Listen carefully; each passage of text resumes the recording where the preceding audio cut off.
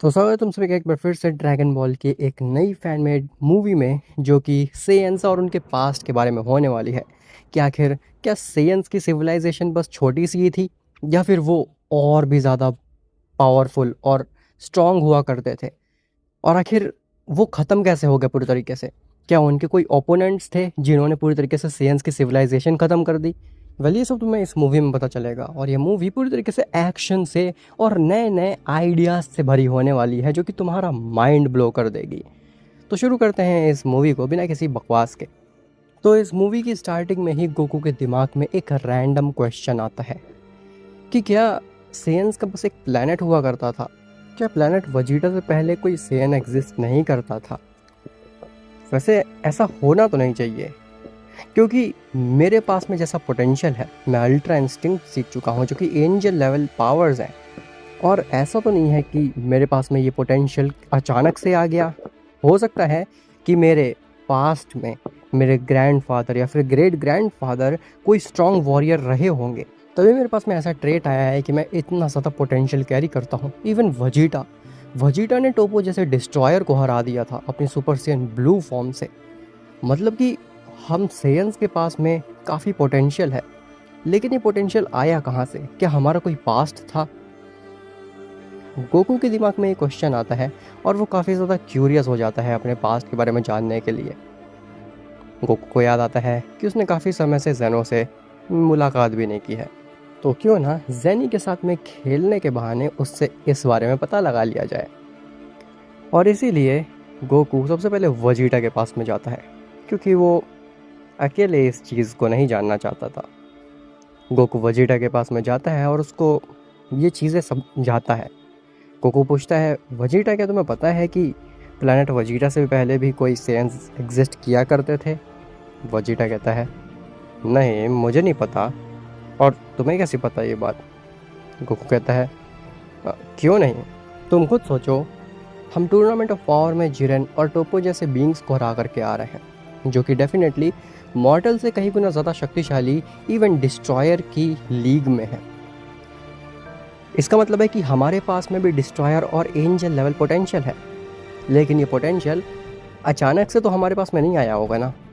हमारे ग्रैंडफादर या फिर एंसेस्टर्स कोई स्ट्रॉन्ग वॉरियर रहे होंगे, तभी हमारे पास में ऐसे ट्रेड्स हैं कि हमारे पास इतना पोटेंशियल है कि हम डिस्ट्रॉयर लेवल बींग्स को डिफीट कर पा रहे हैं। वजीटा को लगता है कि कैकरॉट पकड़ा गया है, ये क्या बातें कर रहा है फालतू की।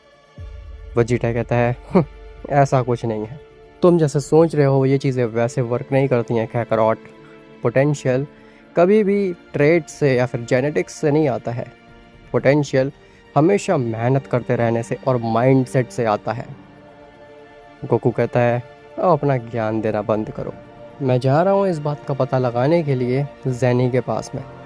और अगर तुम चाहते हो सेयन्स के सिविलाइजेशन के बारे में जानना, उनके पास्ट के बारे में जानना, तो फिर मेरे साथ चलो। वजीटा कहता है, वैसे तुम्हें अचानक से ये सिविलाइजेशन और ये सेयन्स की हिस्ट्री कहाँ से याद आ गई। क्या तुम पागल हो चुके हो, क्या तुम्हारा दिमाग सही जगह पे नहीं है। गोकू कहता है, नहीं मैं एकदम सही हूँ। क्यों, आखिर हमें अपना पास्ट जानने का हक नहीं है। और हमें क्यों नहीं पता होना चाहिए हमारा पास्ट। मुझे लगता है कि तुम्हें भी पता होना चाहिए हमारा पास्ट, ताकि मैं गुहान को बता सकूं कि हम किस सिविलाइजेशन से आते हैं। वजीटा कहता है, ना ना, तुम जाओ और जा कर के अपने जेनी से पूछो जा कर के कि सेयन्स की क्या हिस्ट्री रही है, लेकिन मैं तो ट्रेन करूँगा अपने आप को। गोकू कहता है, हाँ वॉट एवर। जिसके बाद में गोकू बुल्मा की हेल्प से वीस से कांटेक्ट करता है और वीस को अर्थ पे बुलाता है। वीस अर्थ पे आता है और वो गोकू की सारी बातें सुनता है कि उसे जेनो के पास में जाना है। वीस गोकू की बात को मना नहीं करता, क्योंकि लॉर्ड जेनो भी काफ़ी ज़्यादा एक्साइटेड रहते हैं गोकू से मिलने के लिए। इसीलिए वीस सीधे गोकू को ले जाता है जेनो के पैलेस पे। जब जेनो गोकू को देखता है तो वो फिर से काफ़ी ज़्यादा एक्साइटेड हो जाता है। जेनो कहता है, ओ तुम काफ़ी समय बाद देखने को मिले मुझे। गोकू, अ, आखिर क्या कर रहे हो तुम आजकल, और काफ़ी समय हो गया एक टूर्नामेंट कराए हुए। क्या तुम मेरे को कोई नए टूर्नामेंट का आइडिया देने आए हो? अगर हाँ तो काफ़ी सही समय पे आए हो। मैं भी सोच ही रहा था कि एक नया टूर्नामेंट कराया जाए। गोकू कहता है, नहीं नहीं नहीं, अभी तक हम पिछले टूर्नामेंट से ही पूरी तरीके से हील नहीं हो पाए हैं और आप कह रहे हैं कि एक नया टूर्नामेंट किया जाए। अब और टूर्नामेंट करने की मेरे अंदर क्षमता नहीं है। जेनो कहता है, हाँ हाँ मुझे पता है, मैं तो बस मजाक कर रहा था। खैर बताओ, तुम्हारे यहाँ पे कैसे आना हुआ? गोकू पूछने जा ही रहा होता है कि तभी विस कहता है, लॉर्ड जेनो, ये गोकू आपके साथ में खेलना चाहता था। जेनो कहता है, ओह ये तो उससे भी अच्छी बात है। गोकू कहता है, लॉर्ड विस, आप ये क्या बोल रहे हैं? आपको पता है ना मैं यहाँ पे किस लिए आया हूँ? विस कहता है, हाँ मुझे पता है, लेकिन तुम अगर डायरेक्टली ऐसे बोल दोगे लॉर्ड जेनो से तो फिर हो सकता है कि वो नाराज़ हो जाए। तुम्हें उनके साथ में थोड़ी देर खेलना पड़ेगा। गोकू कहता है, ठीक है, अपने हिस्ट्री के बारे में जानने के लिए मैं ये भी करने को रेडी हूँ।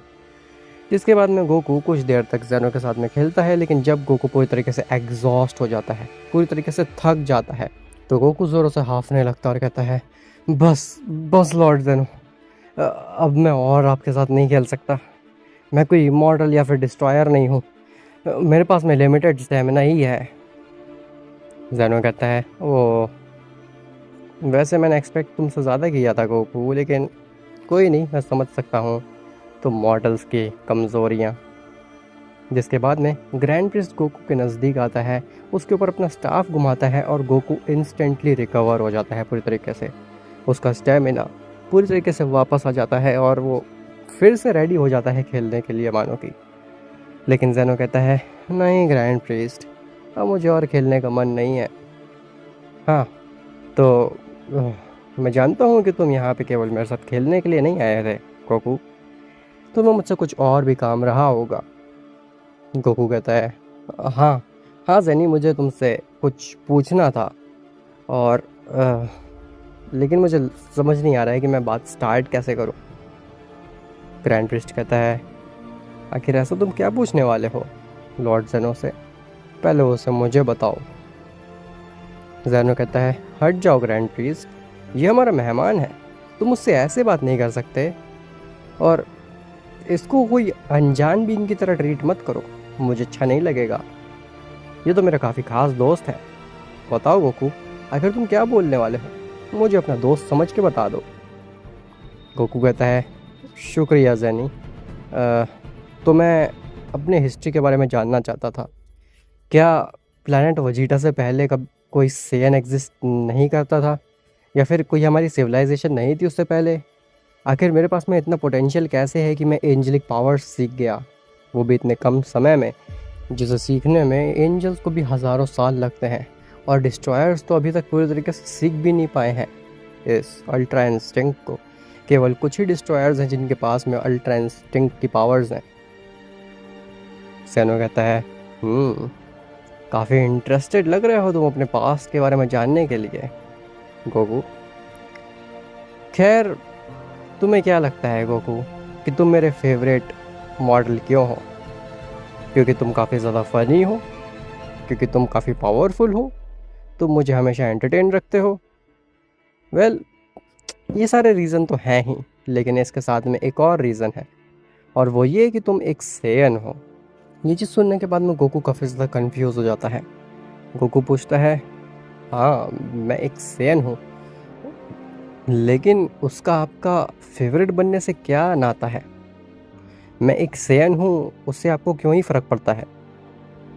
जेनो कहता है, ग्रैंड प्रीस्ट, मैं चाहता हूँ कि तुम एक्सप्लेन करो गोकू को इसके पास्ट के बारे में, इसके सिविलाइजेशन के बारे में।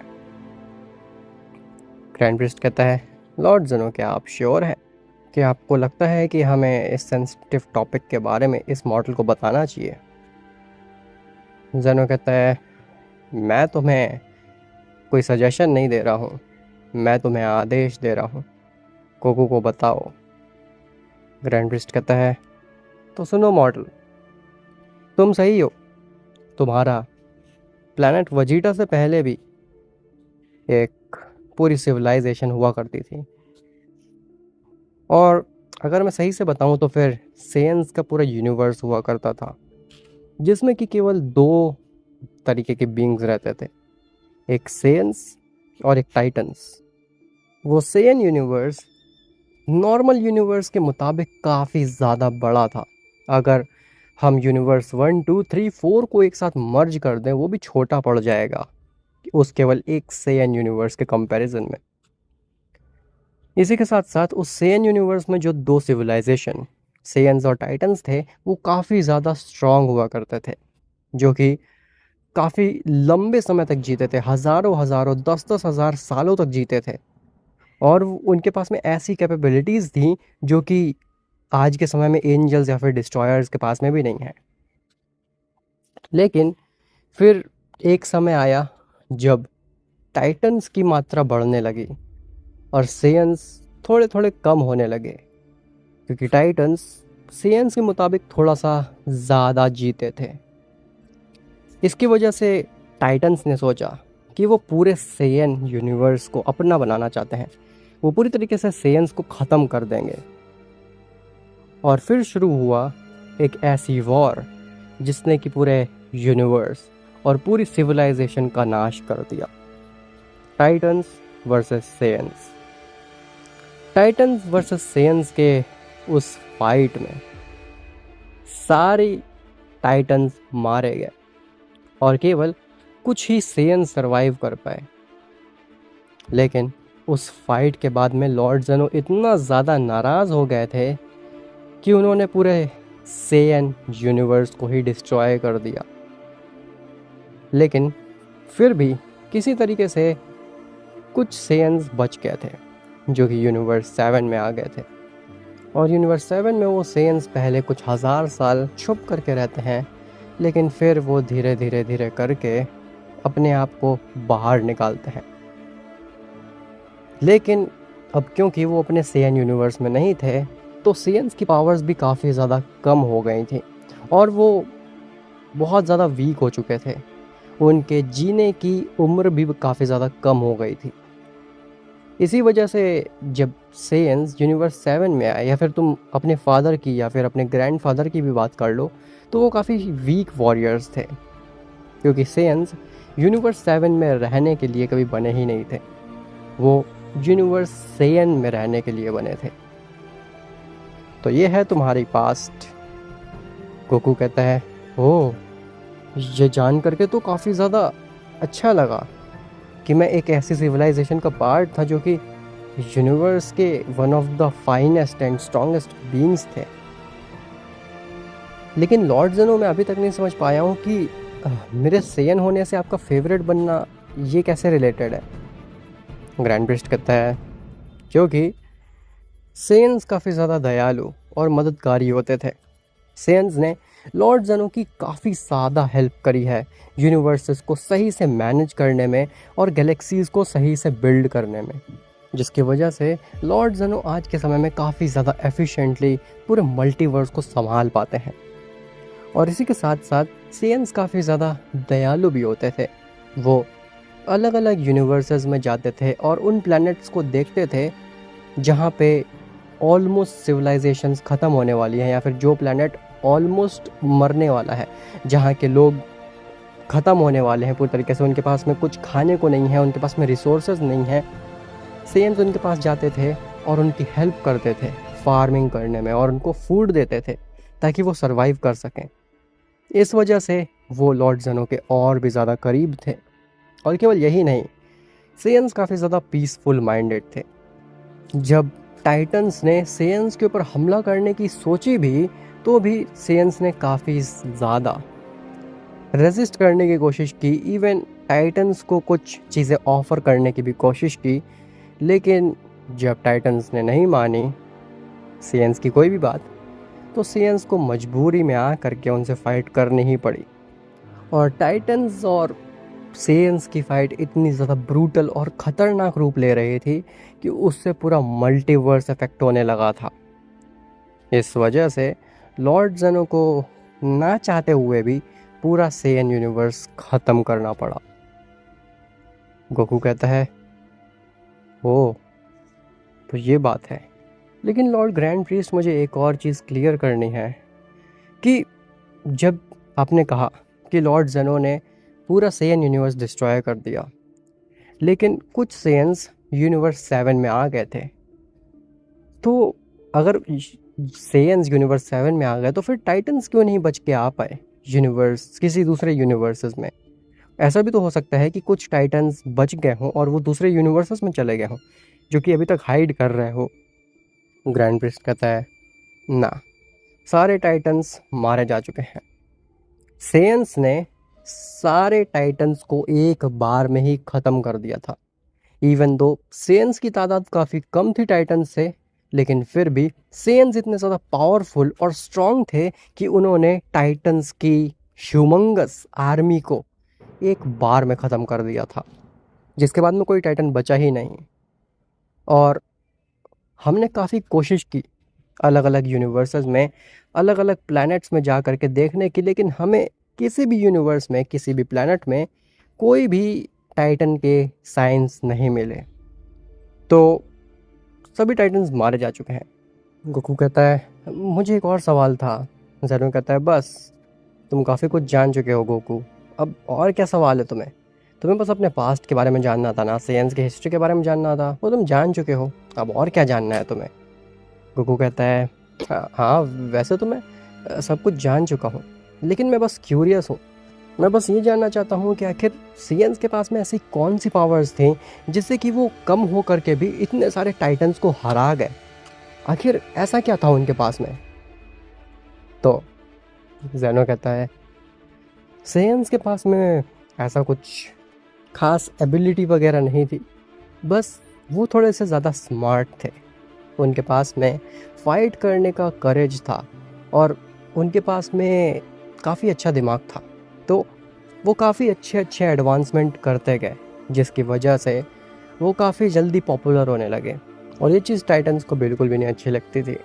हालांकि टाइटन्स देखने में काफ़ी ज़्यादा बड़े होते थे, वो कम से कम 10 सेयन के हाइट के होते थे और उनकी स्ट्रेंथ भी काफ़ी ज़्यादा होती थी सेयन से, लेकिन फिर भी वो सेयन से हार गए क्योंकि सेयन्स की फाइटिंग स्टाइल इतनी ज़्यादा पावरफुल थी और सेयन्स एक साथ मिलकर के इतने अच्छे से अटैक करते थे कि टाइटन्स भी फॉल कर गए उनके सामने। और मुझे लगता है कि इतनी चीज़ें काफ़ी होंगी तुम्हारे लिए, अब तुम जा सकते हो यहाँ से सेयन। गोकू कहता है शुक्रिया इतना कुछ बताने के लिए। गोकू ने काफ़ी कुछ जान लिया था, लेकिन फिर भी वो भी बहुत ज़्यादा क्यूरियस था, वो और चीज़ें जानना चाहता था। लेकिन अब उसे समझ में आ गया था कि ग्रैंड प्रीस्ट और ज़ेनो उससे ज़्यादा कुछ नहीं बताने वाले इसके बाद में, तो गोकू को हताश होकर के जाना पड़ता है वहाँ से। लेकिन जब गोकू अर्थ पे पहुँचता है तो वो सब कुछ एक्सप्लेन करता है वेजिटा को कि उनका पास्ट कितना ज़्यादा रोमांच से भरा हुआ था, वो कितने ज़्यादा पावरफुल हुआ करते थे, उनका पूरा यूनिवर्स होता था जहाँ पे टाइटन्स और सेयन थे। जब ये सारी बातें गोकू वेजिटा को बताता है तो वेजिटा को तो विश्वास ही नहीं होता है कि सेयन्स ऐसे थे एक समय पे। वेजिटा कहता है तुम झूठ बोल रहे हो काकारोट, ये हकीकत हो ही नहीं सकती है। ऐसा कैसे हो सकता है कि हम इतने पावरफुल हुआ करते थे और एकदम से हम विलुप्त हो गए? ना, मुझे लगता है कि तुम बातें बना रहे हो। गोकू कहता है वेजिटा मैं सही कह रहा हूँ, तुम्हें अगर विश्वास नहीं होता तो फिर तुम खुद चल करके ग्रैंड प्रीस्ट से पूछ लो या फिर लॉर्ड ज़ेनो से पूछ लो। वेजिटा कहता है अच्छा ठीक है, तो मुझे ले चलो उनके पास में और उनसे कंफर्म करवा दो ये बात, तो मैं मान जाऊँगा। गोकू कहता है लेकिन अभी वो पॉसिबल नहीं है, क्योंकि लॉर्ड ज़ेनो और ग्रैंड प्रीस्ट के पास से मैं अभी होकर के आया हूँ और उन्होंने मुझे इतनी बात बताई, ये भी बहुत बड़ी बात है। तुम चाहते हो कि ये बात वो दोबारा से एक्सप्लेन करें? अरे वो कोई दोस्त नहीं है हमारे, वो डेइटीज़ हैं, वो पूरे मल्टीवर्स को संभालते हैं, उनके पास में ये समय नहीं है कि वो बैठ करके ये सारी चीज़ें प्रूव करते रहें। वेजिटा कहता है हाँ मतलब कि तुम मान रहे हो ना कि तुमने झूठ बोला है मुझसे, तुमने बातें बनाई हैं, क्योंकि अगर तुम सच बोल रहे होते तो फिर तुम्हें कोई इशू नहीं होता मुझे लॉर्ड ग्रैंड प्रीस्ट और लॉर्ड ज़ेनो से इस चीज़ को पूछवाने में। मुझे लगता है कि तुम झूठ बोल रहे हो काकारोट, और अब जाओ, मुझे मेहनत करने दो, मुझे वर्क करने दो, मुझे तुम्हारी अल्ट्रा इंस्टिंक्ट को भी बीट करना है। गोकू काफ़ी कोशिश करता है वेजिटा को कन्विंस करने की, लेकिन वो नाकाम रहता है। वो वेजिटा को कन्विंस नहीं कर पाता। तो गोकू भी हार मान लेता और कहता है, वाह ठीक है, अब अगर तुमने ठान ही लिया है कि तुम्हें मेरी बात नहीं माननी है तो फिर मैं कुछ नहीं कर सकता। खैर, वेजिटा ने तो गोकू की बात को मानने से इनकार कर दिया पूरी तरीके से और अपनी ट्रेनिंग पे ध्यान देने लगा। लेकिन वहीं जेनो की पैलेस पे कुछ अलग ही खिचड़ी पक रही थी। जेनो को एक आइडिया आता है गोकू की उस कन्वर्सेशन से। जेनो कहता है, ग्रैंड प्रीस्ट, वैसे कैसा हो अगर हम टाइटन्स को आज़ाद कर दें तो? क्योंकि जब टाइटन्स हुआ करते थे और सेयन्स हुआ करते थे तब हमारे मल्टीवर्स ने काफ़ी प्रोग्रेस देखी है। सभी मॉर्टल, सभी बीइंग काफ़ी फास्ट मूव कर रहे थे आगे। इवन हमें डिस्ट्रॉयर्स और एंजल्स की भी तब उतनी ज़रूरत पड़ती नहीं थी। मेरे ख्याल से हम टाइटन्स को आज़ाद कर देना चाहिए। ग्रैंड प्रिस्ट कहता है, लॉर्ड ज़ेनो, ये आप क्या बहकी हुई बातें कर रहे हैं? आपको पता है ना कि हमने सबको बता रखा है, सभी एंजल्स को, सभी डिस्ट्रॉयर्स को, इवन अब तो गोकू को भी, कि टाइटन्स विलुप्त हो चुके हैं, एक्सटिंक्ट हो चुके हैं। वो अब इस पूरे मल्टीवर्स में नहीं एग्जिस्ट करते हैं। अगर हम बता देंगे कि टाइटन्स एग्जिस्ट करते हैं और हमने उनको कैद करके रखा हुआ था इतने समय से, तो फिर सब लोगों का हमारे ऊपर से ट्रस्ट हट जाएगा। सभी एंजल्स और डिस्ट्रॉयर्स सोचेंगे कि हम सारी बातें झूठ बताते हैं उन्हें। जेनो कहता है, लेकिन उन्हें बताना ही क्यों है? मैं इस मल्टीवर्स का ओमनीपोटेंट हूँ, मैं जो चाहे वो कर सकता हूँ। और रही बात, तो उनको सच बताने की ज़रूरत ही नहीं है। हम बोल देंगे कि हमने सही से ढूंढा नहीं था पूरे मल्टीवर्स में और टाइटन्स एक्चुअल में एग्जिस्ट करते हैं। हम उन्हें सीक्रेटली किसी प्लेनेट पे छोड़ देते हैं जहाँ पे वो सरवाइव करेंगे। उनका ब्रेन वॉश कर देते पूरी तरीके से, ताकि उन्हें ये भी ना पता चले कि वो कहाँ पे कैद थे। ग्रैंड प्रीस्ट कहता है, वैसे लॉर्ड ज़ेनो, आपकी बात अच्छी है। हम चाहें तो टाइटन्स को यूनिवर्स 7 में छोड़ सकते हैं, क्योंकि वहाँ पे ऑलरेडी गोकू, वेजिटा जैसे सेयन्स भी हैं और वहाँ पे टाइटन्स भी हो जाएंगे। तो फिर हो सकता है कि यूनिवर्स 7 नए समय का सेयन यूनिवर्स बन जाए आने वाले समय में। लेकिन लॉर्ड ज़ेनो, अभी भी एक प्रॉब्लम तो रहेगी। टाइटन्स टाइटन्स बहुत जल्द ही चीज़ों को ईगो पे ले लेते हैं और ऐसा भी हो सकता है कि टाइटन्स दोबारा से सेयन से लड़ाई शुरू कर दें, या फिर अपने आप को स्ट्रॉन्ग दिखाने की वजह से वो पूरे यूनिवर्स 7 को ही ख़त्म कर दें, जैसे कि उन्होंने पहले किया है। क्योंकि हम कितना ही उन्हें ब्रेन वॉश क्यों ना कर ले, उन्हें कितना ही कंट्रोल क्यों ना कर ले, हैं तो वो आखिर में टाइटन ही। उनके ट्रेट्स में जो है, उनके जेनेटिक्स में जो है, वही वो करेंगे। जेनो कहता है, इस चीज़ से डील करने के लिए भी मेरे पास में एक आइडिया है, जिसकी मदद से टाइटन्स हमारे काबू में रहेंगे पूरी तरीके से। अगर हम टाइटन्स को संभालने का सारा जिम्मा बीरस और वीस को दे दें, तो फिर वो टाइटन्स को संभाल के भी रखेंगे और उनको धमका करके भी रखेंगे कि अगर उन्होंने ज़्यादा होशियार बनने की कोशिश की तो फिर बीरस उन्हें ख़त्म कर देगा अपनी हकाई पावर से, जिससे कि टाइटन्स के मन में एक डर रहेगा। ग्रैंड प्रिस्ट कहता है, लेकिन आप उनके पोटेंशियल को नज़रअंदाज नहीं कर सकते लॉर्ड ज़ेनो। बीरस, माना कि उसके पास में हकाई पावर्स हैं, वो सभी मॉर्टल, इवन यूनिवर्स की जितनी भी चीज़ें हैं, उन सबसे शक्तिशाली है। लेकिन टाइटन्स ऐसे बीइंग्स हैं जो कि चाहें तो डिस्ट्रॉयर को भी सरपास कर सकते हैं। उनके लिए कोई बड़ी बात नहीं होगी। वो सीखने में काफ़ी ज़्यादा फास्ट हैं और वो इवॉल्व काफ़ी फास्ट होते हैं। केवल कुछ साल की ट्रेनिंग में ही टाइटन्स डिस्ट्रॉयर को सरपास करना सीख जाएंगे। मुझे लगता है कि इसके लिए हमें थोड़ा और स्ट्रॉन्ग और पावरफुल आइडिया सोचना होगा, जिससे कि टाइटन्स पूरी तरीके से हमारे काबू में रहें। उसके बाद ही हम उन टाइटन्स को फ्री कर सकते हैं और यूनिवर्स 7 में छोड़ सकते हैं। जब तक हमारे पास में इसका कोई सॉल्यूशन नहीं आता, मुझे नहीं लगता है कि हमें टाइटन्स को आज़ाद करना चाहिए। जेनो कहता है, देखो ग्रैंड प्रीस्ट, तुम चीज़ों को फालतू में ओवर कॉम्प्लिकेट कर रहे हो। चीज़ें इतनी ओवर कॉम्प्लिकेटेड हैं ही नहीं, वो सिंपल है। टाइटन्स को इवॉल्व होने में माना कि साल लगते हैं और वो बहुत जल्दी इवॉल्व होकर के डिस्ट्रॉयर सरपास कर सकते हैं। लेकिन तब तक हमारे पास में समय रहेगा, तब तक हम सोच सकते हैं कि हम कैसे उनको और कंट्रोल में रखें। अभी उनको रिलीज़ कर देना चाहिए मेरे ख्याल से, ताकि टाइटन्स की वजह से प्रोग्रेस फास्ट हो जाए यूनिवर्सेस में। उसके बाद में हम सोचेंगे कि आखिर हम इनको काबू में कैसे रखें। समझ में आई मेरी बात?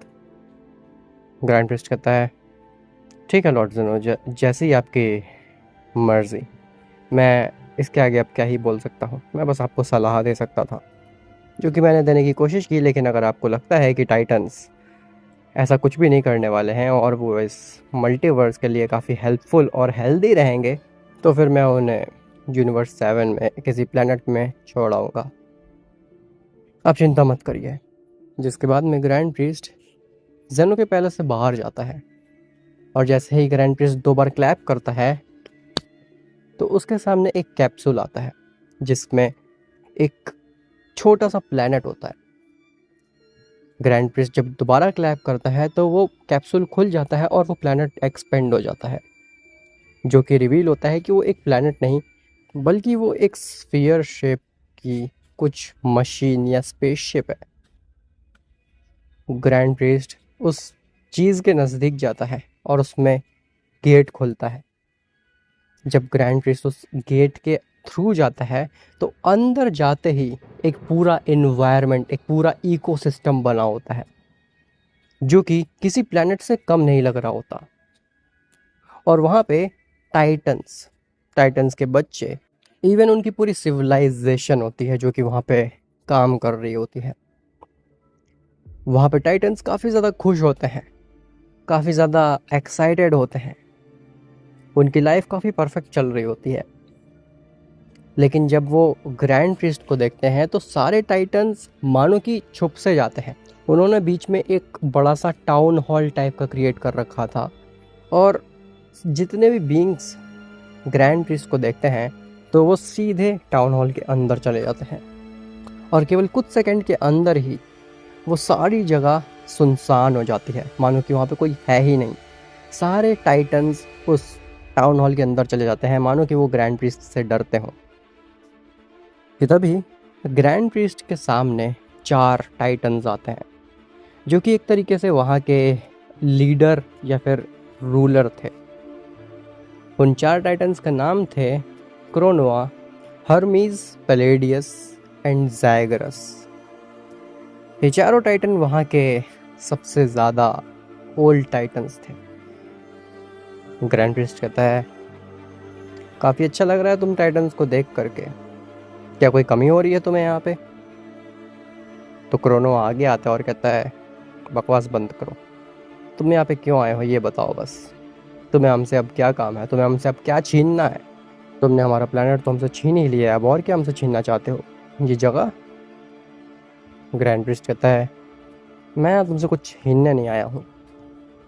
देखो, मैं जानता हूँ कि तुम काफ़ी समय से चाहते हो कि तुम्हारा सेयन यूनिवर्स वापस आ जाए, तो मैं तुम्हारी ये रिक्वेस्ट फुलफ़िल करने आया हूँ।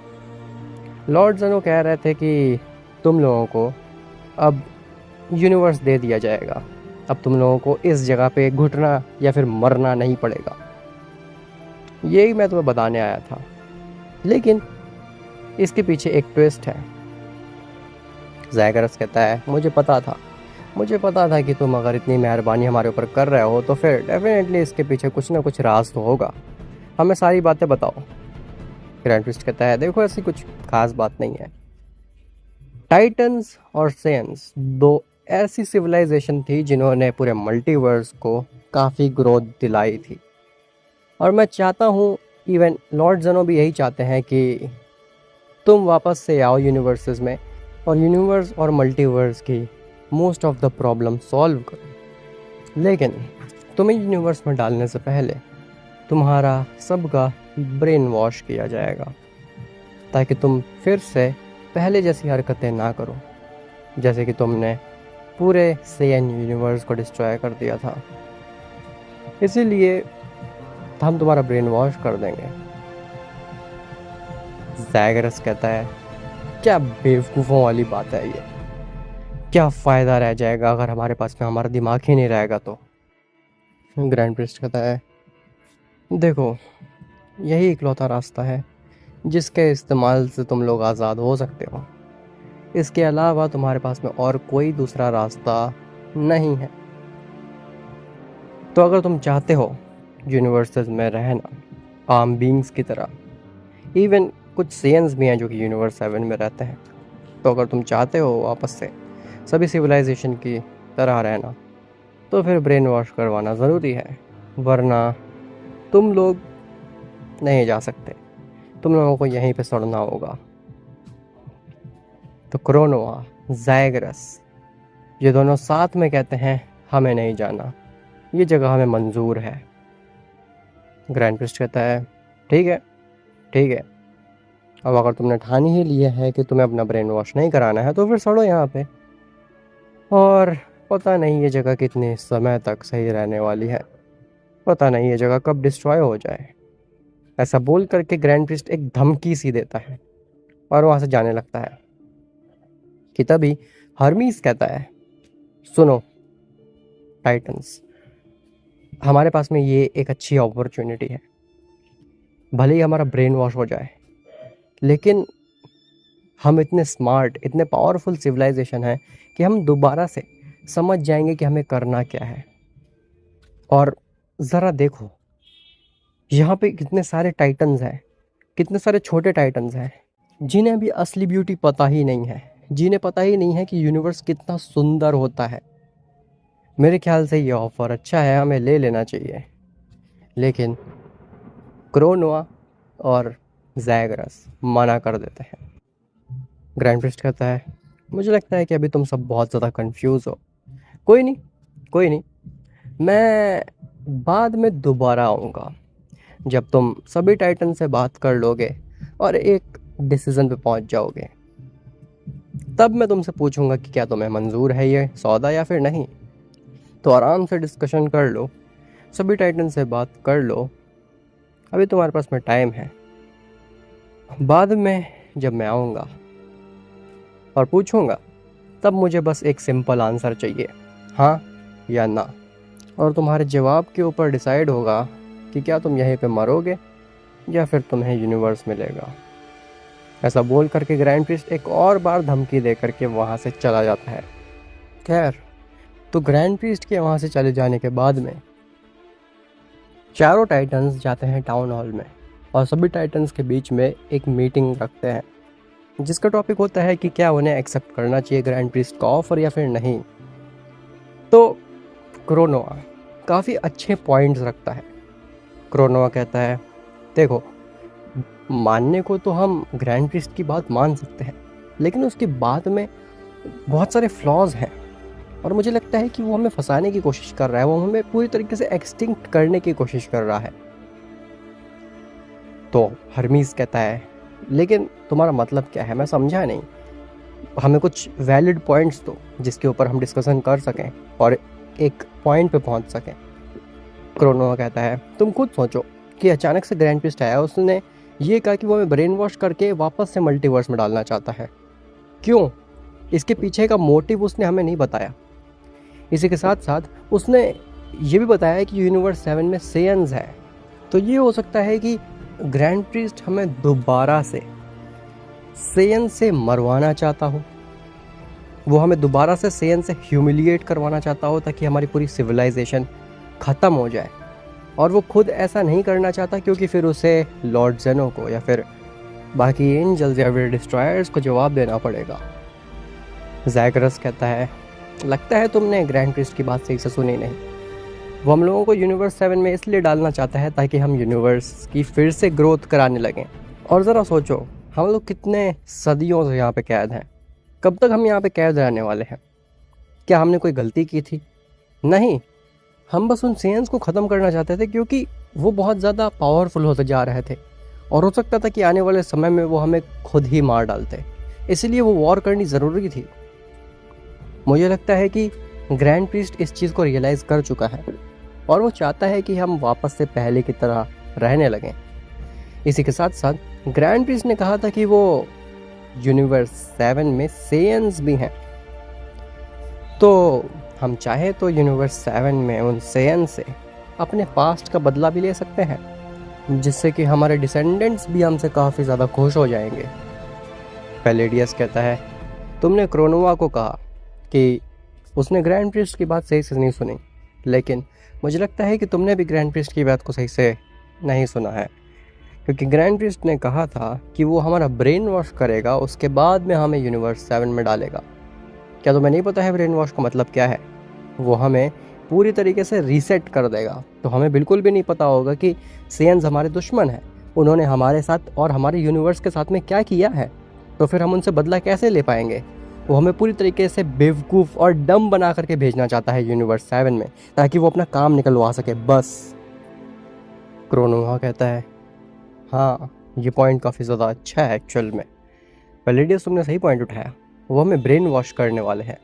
सबसे इम्पॉर्टेंट कंसर्न तो यही होना चाहिए कि अगर हमें उस मल्टीवर्स में जाना है वापस से, तो फिर हमें स्टार्टिंग से स्टार्ट करना पड़ेगा। हम सब कुछ भूल जाएंगे। इवन हो सकता है कि वो सेयन्स दोबारा से अपना रौब जमाने लगे हमारे ऊपर, जो कि हम हर किस बर्दाश्त नहीं कर सकते। तो हर्मीस कहता है, देखो मेरे पास में इस चीज़ से डील करने का एक आइडिया है, जिससे कि हम ब्रेन वॉश होने से भी बच जाएंगे और हम यूनिवर्स में भी चले जाएंगे। तो सभी टाइटन्स पूछते हैं आखिर कैसे, जिसके बाद में हर्मीस अपना पूरा प्लान एक्सप्लेन करता है।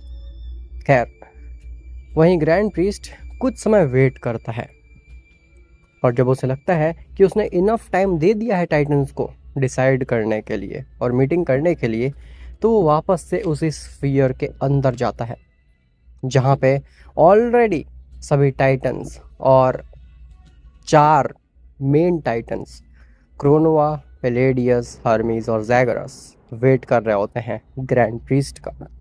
ग्रैंड प्रीस्ट कहता है, तुम सबको एक साथ देख करके मुझे ये तो समझ में आ गया है कि तुम लोगों ने डिसाइड कर लिया है तुम्हें क्या करना है। अब बस मुझे ये बताओ, हाँ या ना। तो ज़ैगरस आगे आता है और कहता है हाँ। ग्रैंड प्रीस्ट स्माइल देता है और कहता है, शाबाश, मुझे तुमसे यही एक्सपेक्टेशन थी। तभी ज़ैगरस कहता है, लेकिन हमारी एक कंडीशन है। वीस की जो स्माइल होती है वो एकदम से गायब हो जाती है। वीस कहता है, अब तुम टाइटन्स मुझे भी एनॉय करने लगे हो, बताओ आखिर तुम्हारी क्या कंडीशन है। तो ज़ैगरस कहता है, हमारी ये कंडीशन है कि हमारा ब्रेन वॉश नहीं होना चाहिए। ग्रैंड प्रीस्ट कहता है, मैं तुम्हें समझा के गया था कि ये चीज़ पॉसिबल नहीं हो सकती, और तुम फिर से वही बात करने लगे। मतलब कि तुम्हारा ना है, और मैं ये बात बताने जा रहा हूँ लॉर्ड ज़ेनो को। ऐसा बोल करके ग्रैंड प्रीस्ट वहाँ से एनॉय होकर के जाने लगता है कि तभी क्रोनोवा रोकता है ग्रैंड प्रीस्ट को और कहता है, रुक जाओ ग्रैंड प्रीस्ट, हमारी पूरी कंडीशंस तो सही से सुन लो, उसके बाद ही तुम यहाँ से बाहर निकल पाओगे। और मैं दावा करता हूँ कि जब हम अपनी पूरी कंडीशन बता देंगे तब तुम खुद कहोगे कि ये तुमने पहले क्यों नहीं बताया। ग्रैंड प्रीस्ट कहता है, ठीक है, तुम्हारे पास में केवल कुछ सेकंड्स हैं मुझे कन्विंस करने के लिए, और अगर तुम मुझे कन्विंस नहीं कर पाए तो मैं यहाँ से जाऊँगा सीधे लॉर्ड ज़ेनो के पास में, और लॉर्ड ज़ेनो को भड़का दूंगा तुम्हारे खिलाफ, जिससे कि तुम और तुम्हारी पूरी सिविलाइजेशन ख़त्म हो जाएगी। क्रोनोवा कहता है, देखो हम ब्रेन वॉश नहीं होना चाहते, लेकिन उसके बदले में हम हमेशा के लिए तुम्हारे गुलाम बन के रहेंगे। केवल हम ही नहीं, बल्कि हमारी आने वाली सिविलाइजेशन, हमारी आने वाली पीढ़ियाँ, वो सब तुम्हारी गुलाम बन के रहेंगी। तुम जैसे इशारे करोगे, जिसे ख़त्म करने का इशारा करोगे, जिसको मारने का इशारा दोगे, या फिर जिस भी तरीके का चेंजमेंट चाहोगे, उस तरीके का चेंजमेंट हम करेंगे यूनिवर्स, इवन मल्टीवर्स में। और इसकी जानकारी लॉर्ड ज़ेनो को भी नहीं लगेगी। मतलब कि तुम यूनिवर्स और मल्टीवर्स को अपने मुताबिक चेंज कर सकते हो, वो भी बिना ज़ेनो के पता लगे। और तुम तो ये जानते ही होगे कि हम टाइटन्स कितने ज़्यादा कैपेबल हैं। हमारे लिए यूनिवर्स और मल्टीवर्स में ट्रैवल करके चीज़ों को बिगाड़ना या फिर ख़त्म करना कोई बड़ी बात नहीं है। ग्रैंड प्रीस्ट थोड़ी देर के लिए पॉज हो जाता है ये बात सुनने के बाद में, और उसे विश्वास नहीं होता है कि टाइटन्स उसे ऐसा ऑफर भी दे सकते हैं। हर्मीस समझ जाता है कि उनका प्लान वर्क कर गया है। ग्रैंड प्रीस्ट के मन में लालच आ चुका है, और अब उसे दिख रहा है कि वो मल्टीवर्स को कंट्रोल कर सकता है एक एंजल होने के नाते। लेकिन ग्रैंड प्रीस्ट थोड़ी देर पॉज लेकर के स्माइल देता है और कहता है, "हम्म, अच्छी कोशिश थी तुम्हारी, लेकिन अफसोस मैं एक एंजल हूँ और मेरे अंदर इमोशन नहीं है। तो फिर तुम कितनी ही कोशिश क्यों ना कर लो, मैं तुम्हारा ये ऑफ़र एक्सेप्ट नहीं करने वाला हूँ। अब बताओ, क्या अभी भी तुम्हारा यही काउंटर ऑफ़र है या फिर मैं यहाँ से जाऊँ?" सभी टाइटन्स कहते हैं, ठीक है, इसके अलावा हमारे पास में और कोई ऑफ़र नहीं है, तुम जा सकते हो और तुम्हें जो भी करना है तुम वो कर सकते हो, लेकिन हम अपना ब्रेन वॉश नहीं करवाएंगे। अब तुम जा करके अपने ज़नों को ये बात बता दो। ग्रैंड प्रीस्ट वहाँ से जाने लगता है कि तभी वो रुकता है, पलट के टाइटन्स की तरफ देखता है और कंफर्म करता है, क्या तुम वो सब करोगे जो मैं कहूँगा तुमसे? तो सभी टाइटन्स हाँ में सारे लाते हैं और कहते हैं, तुम जो कहो। ग्रैंड प्रीस्ट स्माइल देता है और कहता है, ठीक है, यूनिवर्स 7 में तुम्हारा स्वागत है। ऐसा बोल करके ग्रैंड प्रीस्ट वहाँ से चले जाता है।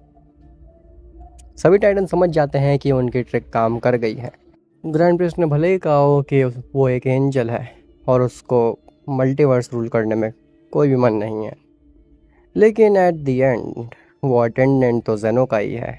उसने इतने अरसों से मल्टीवर्स को देखा है, तो फिर आखिर उसके अंदर मल्टीवर्स को रूल करने के इमोशंस क्यों नहीं जागेंगे? ग्रैंड प्रीस्ट जाता है और जेनो को बताता है कि सभी टाइटन्स मान गए यूनिवर्स 7 में आने के लिए और ब्रेन वॉश होने के लिए। जेनो कहता है, वाह, ये तो बहुत ही अच्छी बात है, मुझे लगा नहीं था कि वो टाइटन्स इतनी आसानी से और इतनी जल्दी मान जाएंगे ये बात को, लेकिन तुमने तो वाकई में कमाल कर दिया ग्रैंड प्रीस्ट, तुमने उनको काफ़ी जल्दी मनवा दी बात। अब बस मुझे इंतज़ार है कि वो टाइटन्स कब यूनिवर्स में पहुँचें और इस मल्टीवर्स का प्राइम टाइम वापस से शुरू हो जाए। चलो ग्रैंड प्रीस्ट, शुरू करो अपने काम को, उन सभी टाइटन्स को ब्रेन वॉश कर दो और उन्हें यूनिवर्स 7 में एक प्लैनेट पे छोड़ दो, वो भी बिना किसी के नज़र में आए हुए। जिसके बाद में हम सभी एंजल्स और डिस्ट्रॉयर्स से कहेंगे कि टाइटन्स को दोबारा से ढूंढना स्टार्ट करो, क्योंकि हमें लगता है कि हमसे कोई एरर हुई है। और जब उन्हें यूनिवर्स 7 में टाइटन्स मिल जाएंगे तो हम एक्सेप्ट करेंगे कि हमसे गलती हो गई थी पिछली बार और इस बार टाइटन्स वाकई में हमें मिल गए हैं। जिसके बाद ग्रैंड प्रीस्ट ठीक ऐसा ही करता है, वो टाइटन्स को यूनिवर्स 7 में एक अननोन से प्लैनेट पे छोड़ देता है, पूरी से टाइटन्स के सिविलाइजेशन को, वो भी उन्हें बिना ब्रेन वॉश किए हुए। और जेनो को यही लगता है कि टाइटन्स का ब्रेन वॉश्ड है, लेकिन ग्रैंड प्रीस्ट ये आदेश देता है कि अगर कोई भी डिस्ट्रॉयर या एंजल या फिर खुद जेनो अगर आकर के तुमसे बात करे तो ऐसे ही बात करना है जैसे कि तुम कोई नए बीइंग्स हो, तुम्हें नहीं पता है कि तुम टाइटन्स हो। समझ में आई मेरी बात? जिसके बाद में जेनो सभी एंजल्स को अपने पैलेस पर बुलाता है और उन्हें ये आदेश देता है कि टाइटन्स की खोज दोबारा से स्टार्ट कर दो।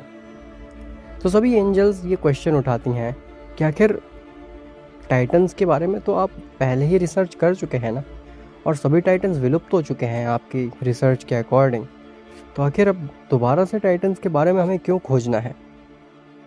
तो जेनो कहता है, ग्रैंड प्रीस्ट, क्या तुम इन्हें समझाओगे आखिर क्या हुआ है? तो ग्रैंड प्रीस्ट कहता है, हाँ क्यों नहीं लॉर्ड जेनो। तो हुआ ये है कि हमें टाइटन्स के सिग्नल मिले हैं और वो सिग्नल काफ़ी स्ट्रांगली हमें यूनिवर्स 7 से आए हैं। तो वीस, खास करके तुम अपने यूनिवर्स में ज़ोरों शोरों से स्टार्ट कर दो टाइटन्स को खोजना, क्योंकि काफ़ी ज़्यादा चांसेस हैं कि टाइटन्स तुम्हारे यूनिवर्स में ही हो, और बाकी सभी एंजल्स भी अपने अपने यूनिवर्स में स्टार्ट कर दें टाइटन्स को ढूंढना। सभी एंजल्स कंफ्यूज होती हैं कि आखिर ये अचानक से टाइटन्स आ कहाँ से गए इतने समय से विलुप्त होने के बाद में। एंजल्स ये पूछने की कोशिश करती हैं ग्रैंड प्रीस्ट से, लेकिन ग्रैंड प्रीस्ट एंजल्स को धमका देता है। ग्रैंड प्रीस्ट कहता है, फ़िलहाल तुम्हें जितना जानना है तुम जान चुके हो, तुम्हें टाइटन्स को ढूंढना है, अगर वो मिलते हैं तो ठीक है और अगर नहीं मिलते हैं तो भी ठीक है, लेकिन तुम्हें खोज स्टार्ट करनी है एंजल्स। और इसके अलावा तुम्हें जो भी क्वेश्चन पूछने हैं वो टाइटन्स को खोजने के बाद में करना।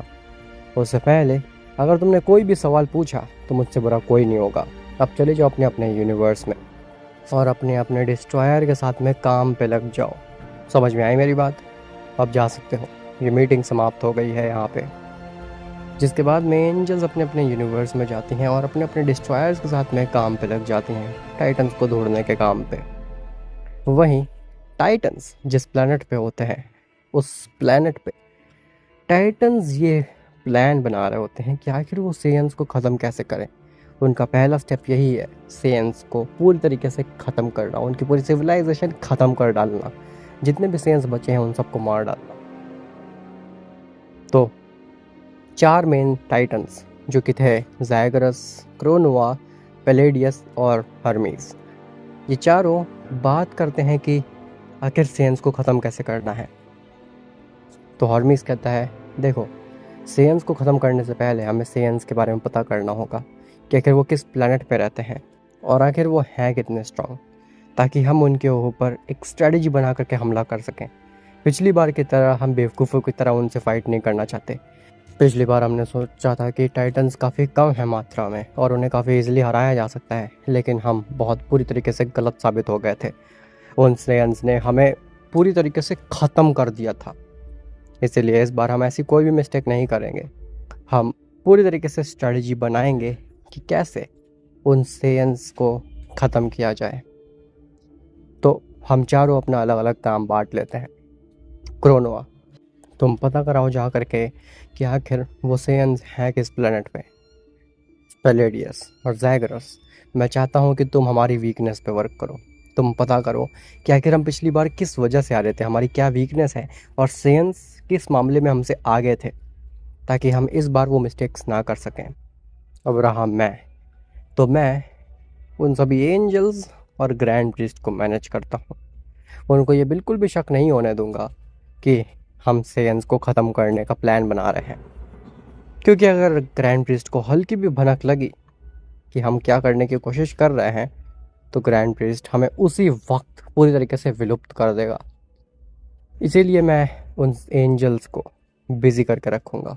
और एक बहुत इम्पॉर्टेंट बात जो कि तुम सबको याद रखनी है, वो ये कि अभी किसी भी एंजल को नहीं पता है कि हम यूनिवर्स 7 में हैं। उन्हें लग रहा है कि हम विलुप्त हो चुके हैं, लेकिन जब एंजल्स को पता लगेगा, जब जेनो और ग्रैंड प्रीस्ट ये बात एंजल्स को बताएंगे या फिर वो खुद फाइंड आउट करेंगे कि हम अलाइव हैं, तो फिर हमारे ऊपर कड़ी नज़र रखी जाने लगेगी। हर समय हमारे ऊपर कोई ना कोई एंजल नज़र रखेगा ही रखेगा। और हो सकता है कि ग्रैंड प्रीस्ट और जेनो भी हमारे ऊपर नज़र रखें, क्योंकि हम ऐसी सिविलाइजेशन है जो कि लिटरली पूरे यूनिवर्स को कंट्रोल कर सकते हैं, इवन पूरे मल्टीवर्स को भी। इसीलिए तुम्हारे पास में ज़्यादा समय है नहीं, हमें जो भी करना है बहुत जल्द करना होगा, ताकि हम किसी भी एंजल या फिर ग्रैंड प्रीस्ट की नज़र में आने से पहले ही उन सेयंस को ख़त्म कर दें और अपने सिविलाइजेशन का बदला ले लें। उसके बाद में हम अपना चैन की सांस ले सकते हैं। जिसके बाद में सभी टाइटन्स अपने अपने काम पे चले जाते हैं, जैसा कि हर्मीज ने सबको समझाया होता है। वहीं अर्थ पे गोकू कुछ दिन तो अपना ऐसी चीज़ को सोचते सोचते बिता देता है कि आखिर एंशिएंट सेयंस होते कितने पावरफुल थे, वो दिखते कैसे होंगे, उनके पास में क्या क्या स्ट्रेंथ होगी, क्या वो अल्ट्रा इंस्टिंक्ट जानते थे या फिर मैं उनसे ज़्यादा स्ट्रांग हूँ, और आखिर टाइटन्स कितने पावरफुल थे, क्या वो लिटरली में पूरे यूनिवर्स को कंट्रोल या फिर मल्टीवर्स को कंट्रोल रखने की दम रखते थे, या फिर लॉर्ड जेनो ने जो कुछ भी बताया वो बस बढ़ाई चढ़ाई बातें हैं। गोकू अपने फार्म पे काम करता है, लेकिन वो पूरा दिन इन्हीं बातों में सोचता रहता है, इन्हीं बातों को बार बार अपने दिमाग में लाता रहता है। उसका वाकई में बहुत ज़्यादा मन था अपने एंशिएंट सेयन से मिलने का, और वो वाकई में चाहता था कि वो भी एंशिएंट सेयन की तरह पावरफुल बन पाए, उनकी तरह बन पाए, क्योंकि उसने सुना था कि एंशिएंट सेयन काफ़ी हेल्पफुल होते हैं। ना ही वो केवल अपने बारे में बल्कि पूरे मल्टीवर्स के बारे में सोचते थे। अलग अलग प्लैनेट्स में जा कर के अलग अलग यूनिवर्सेस के वो मदद करते थे उन बीइंग्स की जो कि ऑलमोस्ट एक्सटिंक्ट होने वाले होते थे। और गोकू को ये सब बातें काफ़ी ज़्यादा फैसिनेट कर रही थी सेयंस के बारे में। गोकू को काफ़ी ज़्यादा मन कर रहा था एंशिएंट सेयन और टाइटन से मिलने का, लेकिन उसे क्या पता कि उसकी ये विश बहुत जल्दी ही पूरी होने वाली है।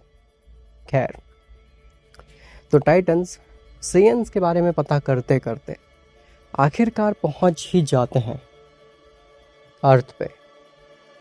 लेकिन जब टाइटन्स अर्थ पे आते हैं तो वो देखते हैं कि यहाँ पे तो कोई भी सेयन दिख ही नहीं रहा है।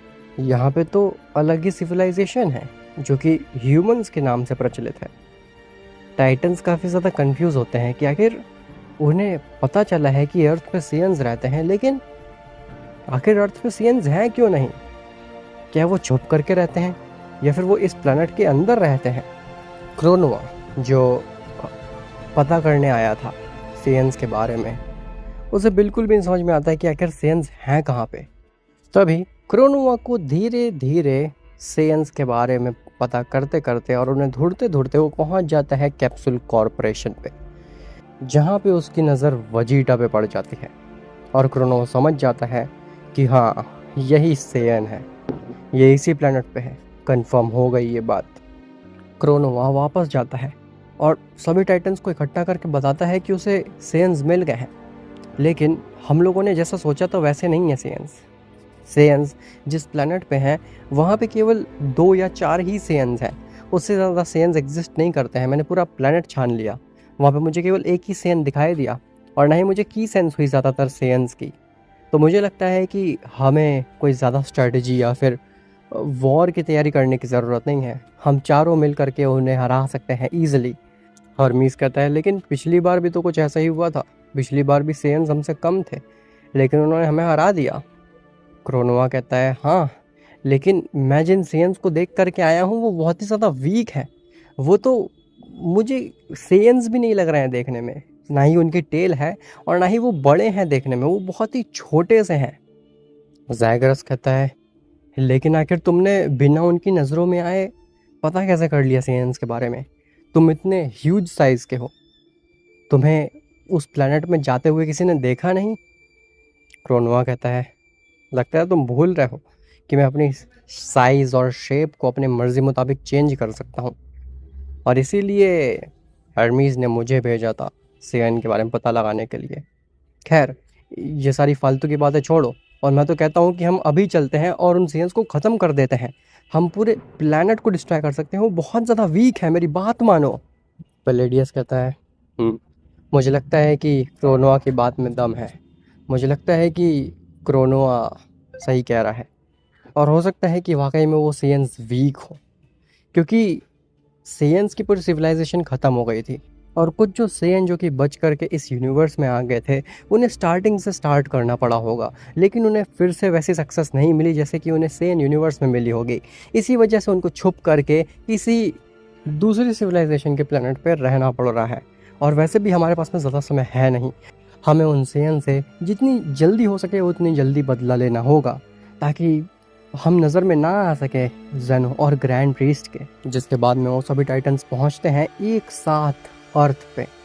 क्रोनोआ उन सभी टाइटन्स को लेकर के जाता है कैप्सूल कॉर्प पे और बताता है कि यही वो जगह है जहाँ पे उसने एक सेयन को देखा था। हर्मीस कहता है लेकिन आखिर वो सेयन है कहाँ पे? तभी उनके सामने गोकू और वजीटा आते हैं और कहते हैं क्या तुम हमें ढूंढ रहे हो? हम तो तुम्हारा ही इंतज़ार कर रहे थे। क्रोनोआ कहता है हाँ, लेकिन तुम्हें पता कैसे चला कि हम आने वाले हैं? वजीटा कहता है मुझे तो तुम्हारे बारे में पहले ही पता चल गया था, जब तुम कैप्सूल कॉर्प पे आए थे मैंने तुम्हारी की उसी समय सेंस कर ली थी, लेकिन मैंने रिएक्शन नहीं दिया। फिर जब तुम चले गए तो मैंने तुम्हारे बारे में कैकरॉट से बात की और तब मैंने विश्वास किया कि हाँ, कैकरॉट जो मुझे बता रहा था एंशिएंट सेयन और सेयन यूनिवर्स के बारे में वो सब हकीकत थी। तुम टाइटन्स हो, तुमने सेयन्स की सिविलाइजेशन को एक्सटिंक्ट करने का सोचा था और तादाद में ज़्यादा होने के बावजूद भी तुम सेयन से बहुत बुरी तरीके से हार गए थे। तुम खुद ही एक्सटिंक्ट होने वाले थे। कितनी शर्म की बात है ये। लेकिन कैकरॉट ने कहा था कि तुम तो एक्सटिंक्ट हो चुके हो, तो फिर तुम आखिर जिंदा कैसे हो अभी भी? पैलेडियस कहता है तुम सेयन्स अपनी औकात से ज़्यादा बोल रहे हो।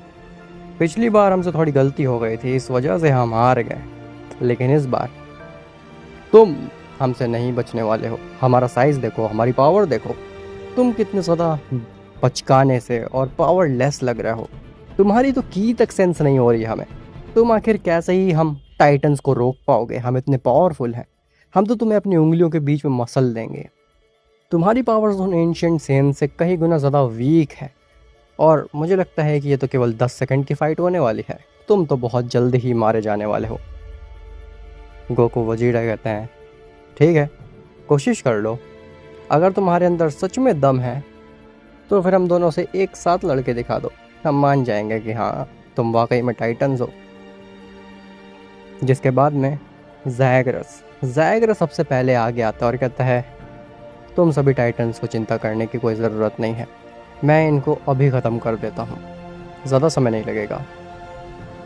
तभी गोकू और वजीटा दोनों रेज करते हैं और सुपर सैयन ब्लू में चले जाते हैं।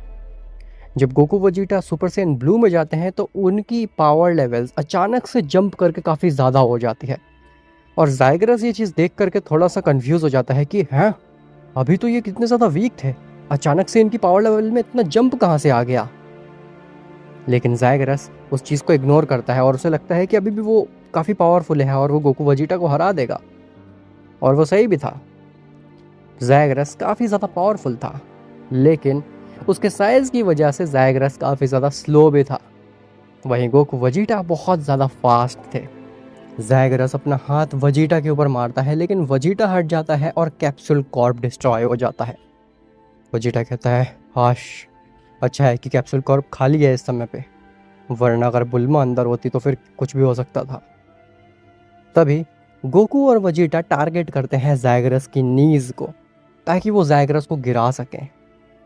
गोकू ज़ायग्रस की नी पे वार करता है और वजीटा ज़ायग्रस के हेड पे, ताकि वो इम्बैलेंस होकर के गिर जाए और ज़ायग्रस गोकू वजीटा से नहीं बच पा रहा होता। गोकू कहता है, चलो वजीटा, अब इसे ख़त्म करने का समय आ चुका है। ऐसा बोल करके गोकू एक कामेहामेहा ज़ायग्रस की नीज़ में मारता है, जिससे कि ज़ायग्रस अपने घुटनों पे बैठ जाता है। वहीं वजीटा पूरे वर्ल्ड का एक राउंड मार के आता है और इतने मोमेंटम से आकर के ज़ायग्रस के हेड पे पंच मारता है, जिससे कि ज़ायग्रस ज़मीन में गिर जाता है पूरी तरीके से। और गोकू वजीटा इसके बाद रुकते नहीं है। गोकू अपनी पूरी सुपर सैयन ब्लू की एनर्जी को इकट्ठा करता है और अपने कायोकेन टाइम्स 20 में जाता है और उस स्पिरिट बॉम्ब को सीधे ज़ायग्रस के फेस के ऊपर मार देता है। और वजीटा भी अपने फाइनल फ्लैश को पूरी तरीके से चार्ज करके ज़ायग्रस के फेस पे एक साथ मारता है। जब स्पिरिट बॉम्ब और फाइनल फ्लैश एक साथ कंबाइन होते हैं और वो ज़ायग्रस के फेस पे जाकर के टकराती हैं तो ज़ायग्रस का फेस अर्थ के 1 किलोमीटर नीचे तक धंस जाता है। और ये चीज़ क्रोनोआ, पैलेडियस और हर्मीज़ देखते रह जाते हैं। हर्मीज़ और पैलेडियस ये दोनों ही क्रोनोआ की तरफ देखते हैं और कहते हैं, हाँ, तुमने तो कहा था कि जिसेन्स वीक हैं, ये तुम्हें वीक नज़र आ रहे हैं। इन्होंने ज़ायग्रस को अपने कुछ ही वार में हरा दिया और ये कितने ज़्यादा फास्ट हैं। हम टाइटन्स की स्पीड इनको मैच ही नहीं कर सकती है। हम इन्हें कैसे हराएंगे? क्रोनोआ कहता है, अब मुझे क्या पता, मुझे लगा था कि ये वीक है। अब मुझे कैसे पता होगा कि इनके पास में फॉर्म्स भी है जिससे कि अपनी पावर्स बढ़ा सकते हैं। एंशिएंट सेन के पास में ऐसी कोई पावर्स नहीं होती थी। गोकू वजीटा दोनों ही उन टाइटन्स के सामने आते हैं और अपने हाथ झाड़ते हैं। गोकू कहता है, मैं समझ पा रहा हूँ कि टाइटन्स हार कैसे गए थे एंशिएंट सेन से। तुम्हें हराना तो हमारे दाएं हाथ का खेल है, तो फिर आखिर एंशिएंट सेन्स तो और भी पावरफुल होते थे, वो तो तुम्हें काफ़ी आसानी से हरा ले होंगे। खैर, अब अगला नंबर किसका है, तुम तीनों टाइटन में से? या फिर मैं तो कहता हूँ कि टाइम बचाने के लिए तुम तीनों टाइटन्स एक साथ हमारे ऊपर हमला कर दो, क्योंकि एक एक करके तुम्हें हराने में मज़ा नहीं आ रहा है, बहुत कमज़ोर हो। सभी टाइटन्स इस चीज़ को अपनी ईगो पे ले लेते हैं। क्रोनोआ कहता है, भाइयों, मैं तो कहता हूँ हम तीनों एक साथ इनके ऊपर हमला करते हैं और उन्हें ख़त्म कर डालते हैं। एक एक इनके ऊपर वार करके कोई फ़ायदा नहीं है। जिसके बाद में क्रोनोआ, हर्मीज़ और पैलेडियस ये तीनों ही एक साथ गोकू वजीटा के ऊपर हमला करने लगते हैं। ज़ायग्रस थोड़ा सा स्लो भी था, लेकिन क्रोनोआ और हर्मीज़ काफ़ी ज़्यादा फास्ट होते हैं। तो इस बार गोकू वजीटा की जो फास्ट मूवमेंट होती है वो काम नहीं आ रही होती। गोकू और वजीटा काफ़ी अच्छी सिनर्जी से फाइट कर रहे होते हैं। गोकू वजीटा अपनी किक्स और पंचेस, इवन की ब्लास्ट को काफ़ी कोऑर्डिनेशन से मार रहे होते हैं। लेकिन हर्मीस, पेलेडियस और क्रोनोआ, इन तीनों की सिनर्जी भी और ज़्यादा अच्छी थी। अगर गोकू हर्मीस के ऊपर हमला कर रहा है तो क्रोनोआ उसे बचा ले रहा है, और ऐसे ही अगर वजीटा क्रोनोआ के ऊपर हमला कर रहा है तो फिर पेलेडियस उसे बचा ले रहा है। वो तीनों ही एक साथ मिल करके गोकू और वजीटा की स्पीड को बीट कर ले रहे थे। गोकू वजीटा की स्पीड अब उनके लिए कुछ रह ही नहीं गई थी। गोकू वजीटा कितने ही इंस्टेंट ट्रांसमिशन कर ले या फिर इनविजिबल हो जाए या फिर कितने ही फास्ट क्यों ना हो जाए, वो टाइटन्स के ऊपर अब हमला नहीं कर पा रहे थे। ना ही वो टाइटन्स की कमज़ोर जगह पे, मतलब कि उनकी नीज़ पे वार कर पा रहे थे ताकि वो गिर जाए। सभी टाइटन समझ चुके थे कि आखिर सेयन्स का प्लान है क्या। ये पहले तुम्हें गिराएंगे और उसके बाद तुम्हारे ऊपर हमला करेंगे, और इसीलिए अब गोकू वजीटा को थोड़ा सा सफ़र करना पड़ता है। गोकू वजीटा काफ़ी देर तक टाइटन्स के नीज़ पे या फिर उनके एंकल्स पे हमला करते हैं ताकि वो गिर जाए, लेकिन काफ़ी देर कोशिश करने के बाद में भी गोकू वजीटा उन टाइटन्स को गिराने में असमर्थ होते हैं। जब गोकू वजीटा काफ़ी देर कोशिश कर लेते हैं उन टाइटन्स को गिराने की और वो नहीं कर पाते, तो टाइटन्स हंसने लगते हैं और कहते हैं, क्या हुआ, क्या तुम्हारी टैक्टिक्स काम नहीं आ रही, क्या तुम हमें गिरा नहीं पा रहे हो? सो सैड फॉर यू सेयन्स, अब तुम्हारा समय ख़त्म हो गया है। अब तुम कितनी ही कोशिश क्यों ना कर लो, तुम हमें नहीं हरा सकते। हम समझ चुके हैं तुम क्या करने की कोशिश कर रहे हो। जिसके बाद में शुरू होता है टाइटन्स का डोमिनेशन। क्रोनोआ, हर्मीज और पेलेडियस, ये तीनों ही इतने अच्छे कोऑर्डिनेशन से गोकू वजीटा के ऊपर अटैक्स मारने लगते हैं जिससे कि गोकू वजीटा पे डॉज नहीं कर पाते, इवन दो गोकू वजीटा काफ़ी फास्ट होते हैं, क्योंकि वो तीनों टाइटन्स काफ़ी सिनर्जी से और बीट करके हमला कर रहे थे सेयन्स के ऊपर, आई मीन गोकू वजीटा पे। फॉर एग्जाम्पल, अगर क्रोनोआ गोकू के ऊपर हमला करने जा रहा है तो उन्हें पता था कि गोकू इंस्टेंट ट्रांसमिशन करके कहीं और चला जाएगा, और गोकू जैसे ही इंस्टेंट ट्रांसमिशन करके कहीं और जाता, हर्मीज या फिर पेलेडियस वहाँ पे पहले से ही खड़े होते, और जैसे ही गोकू इंस्टेंट ट्रांसमिशन करके उनके सामने आता वो हमला कर देते। और गोकू लगातार 2 बार इंस्टेंट ट्रांसमिशन नहीं कर सकता, उसके लिए उसे काफ़ी ज़्यादा स्टेमिना चाहिए होता है।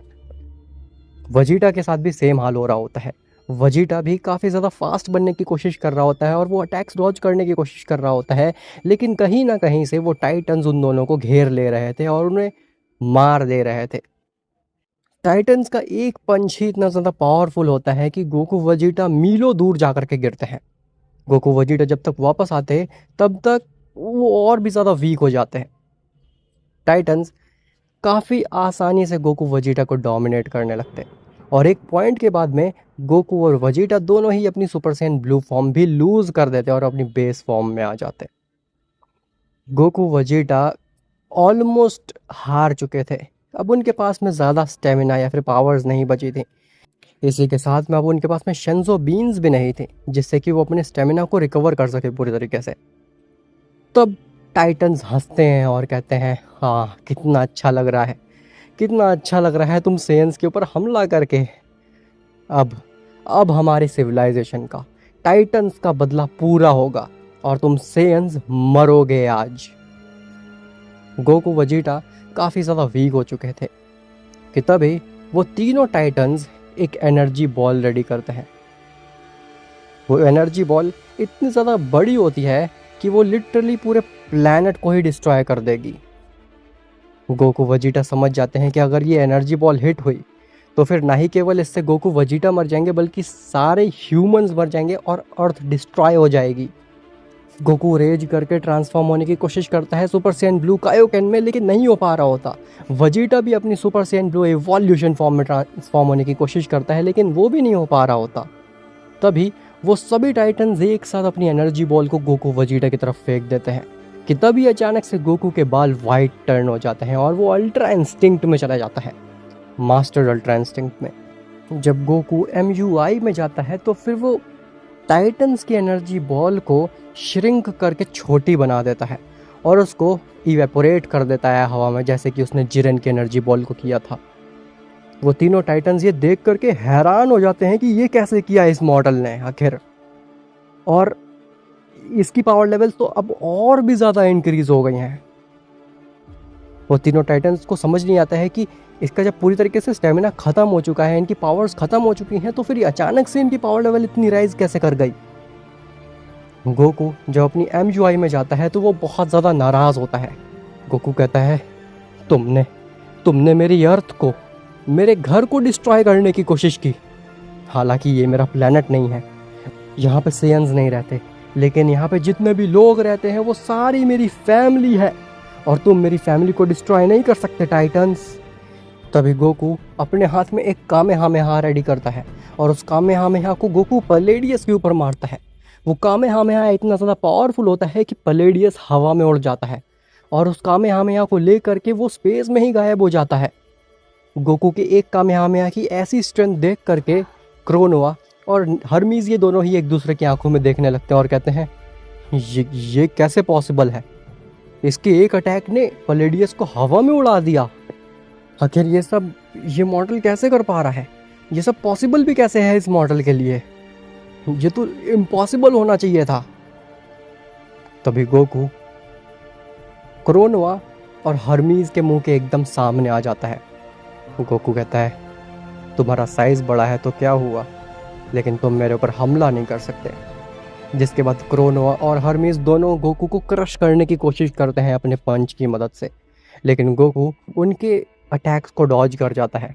जिसके बाद में हर्मीज़ और क्रोनोआ एक साथ वार करने लगते हैं गोकू के ऊपर, लेकिन गोकू अपनी अल्ट्रा इंस्टिंक्ट के इस्तेमाल से वो सारे अटैक्स को इतने एफर्टलेसली डॉज करने लगता है कि हर्मीज़ और क्रोनोआ को लगता है कि वो कोई गलती कर रहे हैं। हर्मीज़ कहता है, आखिर इसके ऊपर एक भी पंच क्यों नहीं लग रहा हमारा, और यही बात क्रोनोआ भी नहीं समझ पा रहा होता है कि तभी गोकू दोनों के पंच को अपने हाथ से रोक लेता है। हालांकि गोकू का हाथ काफ़ी छोटा था उनके सामने, लेकिन फिर भी गोकू अपने हाथ से उन दोनों के पंचेस को रोक लेता है। जिसके बाद में गोकू कहता है, मानो या ना मानो, टाइटन्स होते तो वीक ही हैं। ऐसा बोल करके गोकू उन टाइटन्स के ऊपर हमला करने जा ही रहा होता है कि तभी गोकू की बॉडी पेन करने लगती है, क्योंकि अभी तक उसने एंजल्स की फॉर्म को अच्छे से मास्टर नहीं किया है, और गॉडली पावर यूज़ करने की वजह से गोकू की पूरी बॉडी बहुत ज़ोरों से पेन होने लगती है, और वो अपनी बेस फॉर्म में आकर के अनकॉन्शियस हो जाता है वहीं पे। क्रोनोआ और हर्मीज़ ये देख करके हैरान हो जाते हैं कि अभी जो मॉर्टल इतना पावरफुल बना फिर रहा था, जो कि इतनी आसानी से हमें हरा रहा था, अब अचानक से वो खुद ही हार गया, ये कैसे मुमकिन है। क्रोनोआ कहता है, हर्मीज़, इसे तो मारने के लिए हमें कुछ करना भी नहीं पड़ा, ये मॉडल तो खुद ब खुद ही हार गया, और वो दूसरा मॉडल वो तो वैसे भी हारा पड़ा है। लेकिन जब वो वजीटा की तरफ देखते हैं तो वजीटा अपनी जगह पे नहीं होता।